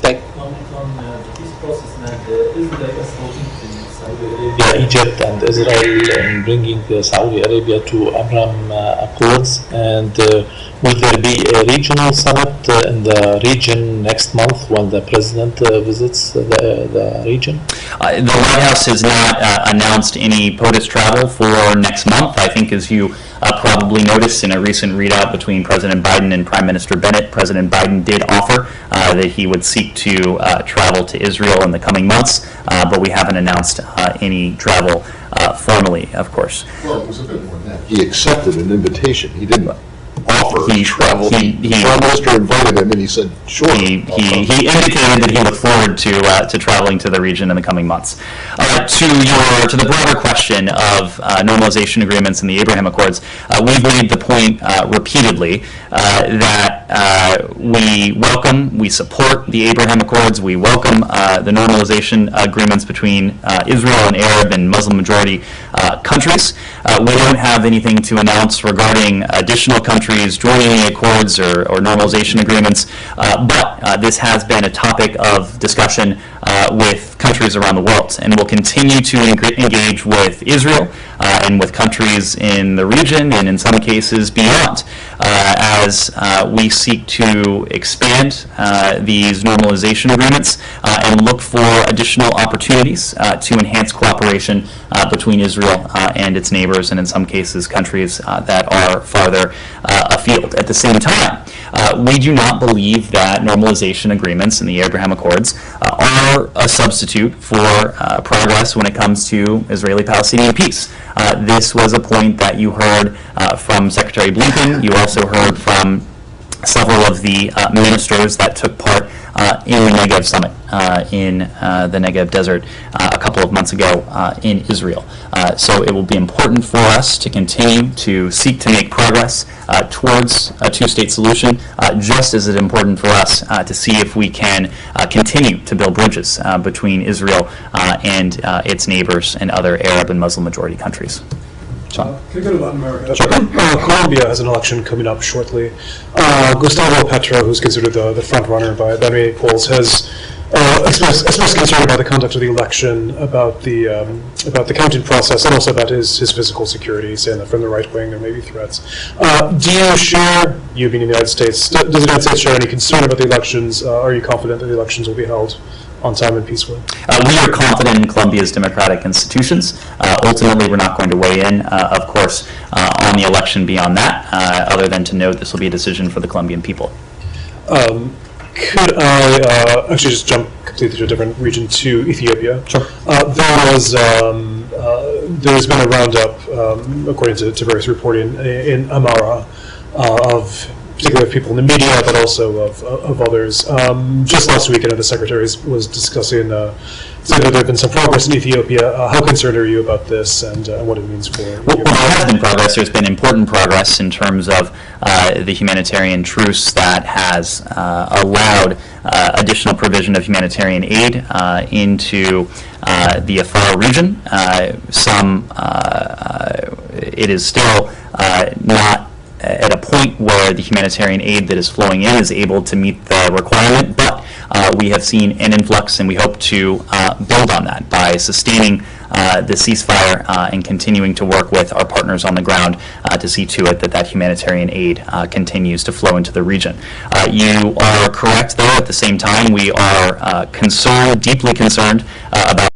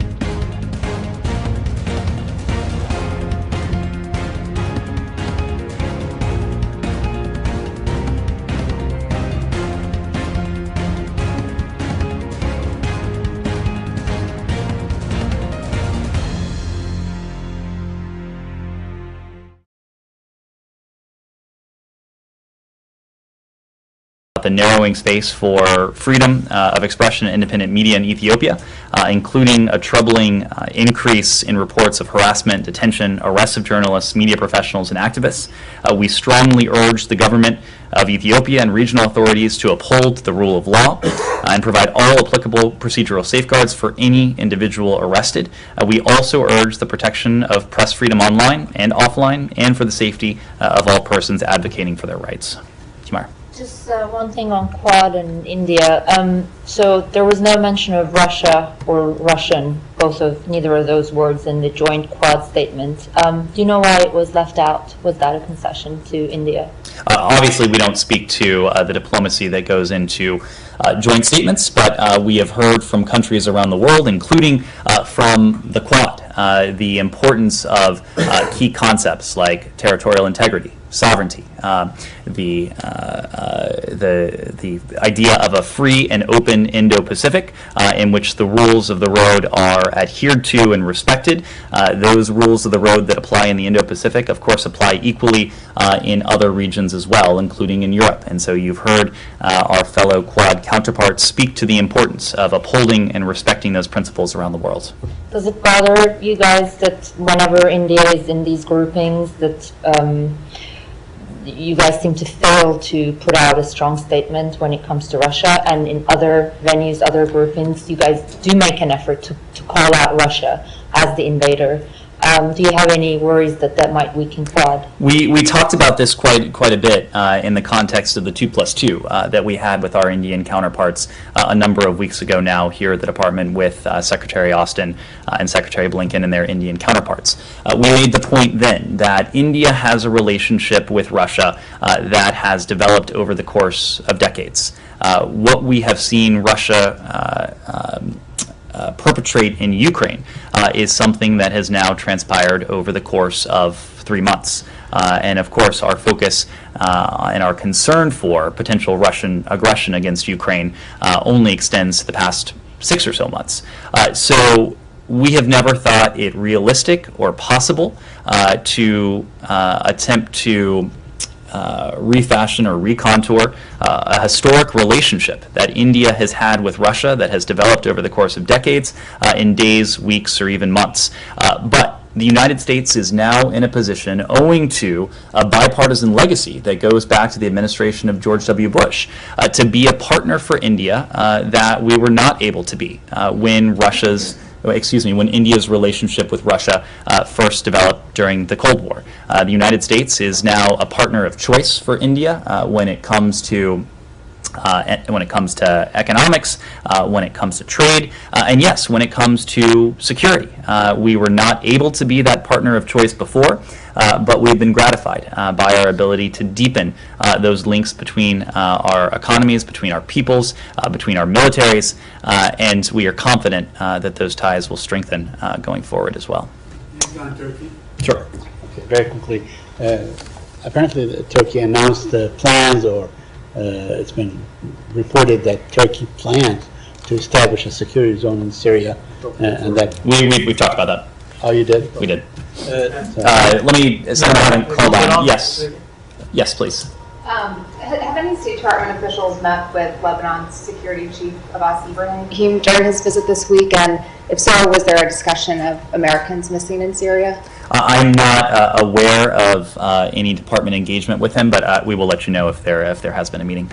Yes. Thank you so much, sir. Secretary Blinken met with Pakistani Foreign Minister Buttigieg Zardari in New York, and after that meeting, Buttigieg talked about Pakistani economy, which is in crisis right now. Sir, does U.S. plan to do something to stabilize it? I mean, is U.S. helping Pakistan in forthcoming talks with IMF that might help strengthen the Pakistani economy? I'm sorry, repeat that once more. So is U.S. helping Pakistan in the forthcoming talks with IMF? There was a discussion of Pakistan's economic standing. Again, I wouldn't want to go into the details of that, but of course our relationship with Pakistan is multifaceted. We have important ties across a number of arenas, including our economic ties. We want to see Pakistan on stable and advantageous economic footing, and will continue to work with our Pakistani partners to help achieve that. New ambassador to Pakistan, Donald Bloom, reached Islamabad, and he talked about building strong relationship with Pakistan. So is he open to meet any political party like Imran Khan's PTI, who is spreading anti-American sentiments in Pakistan? Our ambassadors around the world not only engage with their government counterparts, but tend to meet with and listen to a range of stakeholders, including stakeholders from the opposition, including stakeholders from the business community, and stakeholders from civil society. So I wouldn't want to speak to any potential meetings, but we do make it a point around the world to meet with and hear from a diversity of voices and perspectives. Yes. What's behind the profound silence in Washington regarding the talks with Iran and the nuclear agreement, and if you have any comment on the assassination of the IRGC officer in Tehran last weekend? I don't know that I would characterize it as a profound silence because I am frequently asked. Not profound, just silent. I am frequently asked. Most days I'm up here for. There's no statement. There's no update on the talks. As soon as we have something to update, if and when we have an update that we're able to share, we will. The update that I relayed last week is precisely where we are now. We continue to believe that a mutual return to compliance with the Joint Comprehensive Plan of Action is profoundly in our national security interest. That is why we remain open to testing the proposition that we can potentially get back to the JCPOA. That remains our position.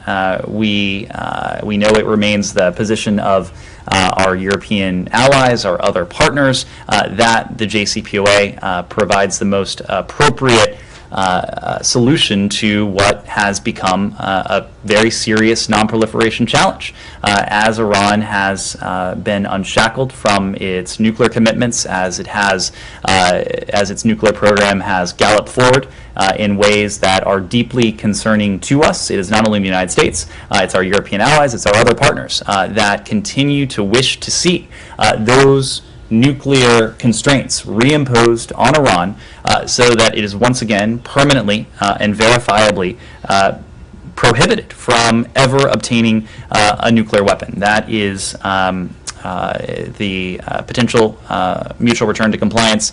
It is something we continue to see if it might be possible. And on the assassination of the IRGC officer in Tehran?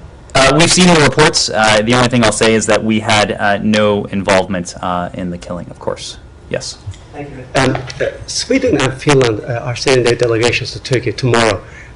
Now that Turkey has published its demands, do you think we have better understanding of both sides' differences and what to expect from tomorrow's talks? And I have a second question on Armenia. Well, as you said, our Swedish and Finnish partners are going to and have been discussing this with our Turkish allies. I am hesitant to weigh in here precisely because this is not a bilateral issue between the United States and Turkey.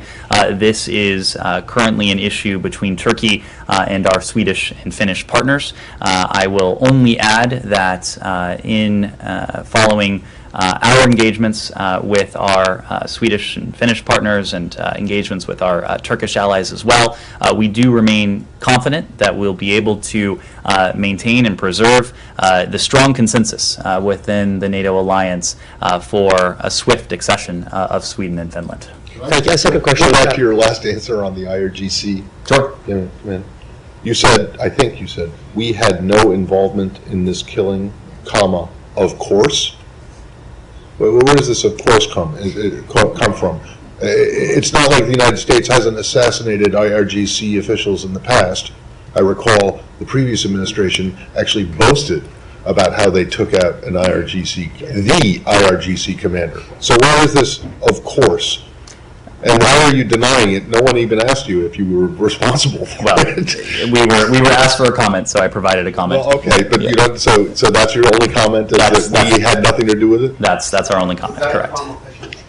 Yes. Reported that there was a phone call between the Secretary and Armenian Prime Minister today. I haven't seen the State Department's readout yet, but did the Secretary have a chance to discuss last weekend's dialogue and what is his takeout of the results? So I expect we will have a readout to offer later today, but the Secretary did have an opportunity to speak with the Armenian Prime Minister. They discussed the positive momentum that we've seen in recent days and recent weeks in the South Caucasus. The Secretary spoke of the fact that we stand ready to assist with border delimitation and demarcation efforts. He encouraged continued progress to develop regional transportation and communication links.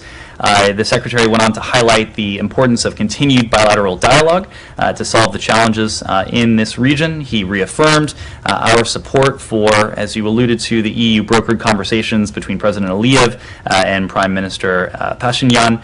He also reaffirmed, as you've heard from me and from others, our readiness to engage through bilaterally and through our role as a co-chair of the OSCE Minsk group to help Armenia and Azerbaijan find a long-term and comprehensive peace. Yes. So the current government of Pakistan has started arresting and registering cases against some journalists who are critical.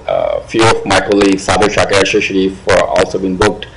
So Secretary Blinken spoke about the freedom of speech in Pakistan like a few weeks ago in Foreign Press Center. So would you like to share your concerns with that? Secretary Blinken did share our perspective of freedom of the press, media freedom around the world. He was specifically asked about media freedom in Pakistan. He made the point that journalists, those in the media industry, should never have their voices suppressed. They should never be subject to suppression or repression solely because of the important work they are doing to shine a light on events around the world. So it's important to us that countries around the world respect the right of freedom of expression, freedom of the press, whether that is in Pakistan, whether that is in any other country. So after the meeting of President Biden with Indian Prime Minister Modi, Indian media claimed that US President Joe Biden and PM Modi reached substantive outcomes regarding the situation in Ukraine. So can you please tell me something more about that? What kind of substantive outcomes about Ukraine? I would need to refer you to the White House for that question. Thank you. Thank you very much. Since Friday. Yes. This has to do with American citizens detained in Russia. I just want to know if there's any, if there are any updates since Friday's update on consular access or anything else with Brittany Griner or Paul Wynn. There's nothing that we're in a position to share since Friday. We did note that a consular official from our embassy in Moscow was able to visit with Brittany Griner on the margins of her court hearing in Moscow that day. We have made the point that one-off consular visits are, in our view, not sufficient, but it's not only in our view, it is in the requirements that are put forward by the Vienna Convention and other bilateral agreements that stipulate that we should have regular, sustained access to Americans who are held in detention around the world, including to those in pretrial detention. Okay, and did...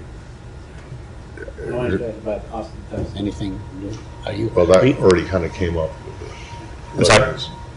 Go ahead. No, I wanted to ask about Austin Tice. Are you guys involved in any kind of direct or indirect negotiation to pursue his release if he's still alive and held captive? Austin Tice is someone who is constantly on our minds. He is someone who has spent about a quarter of his life in prison. I believe within the next couple months he will mark a grim milestone, having spent 10 years separated from his family. He recently, as I recall, celebrated his 40th birthday. We are, and we will continue to do everything we can to see his release, his safe release, his return to his family as soon as we can.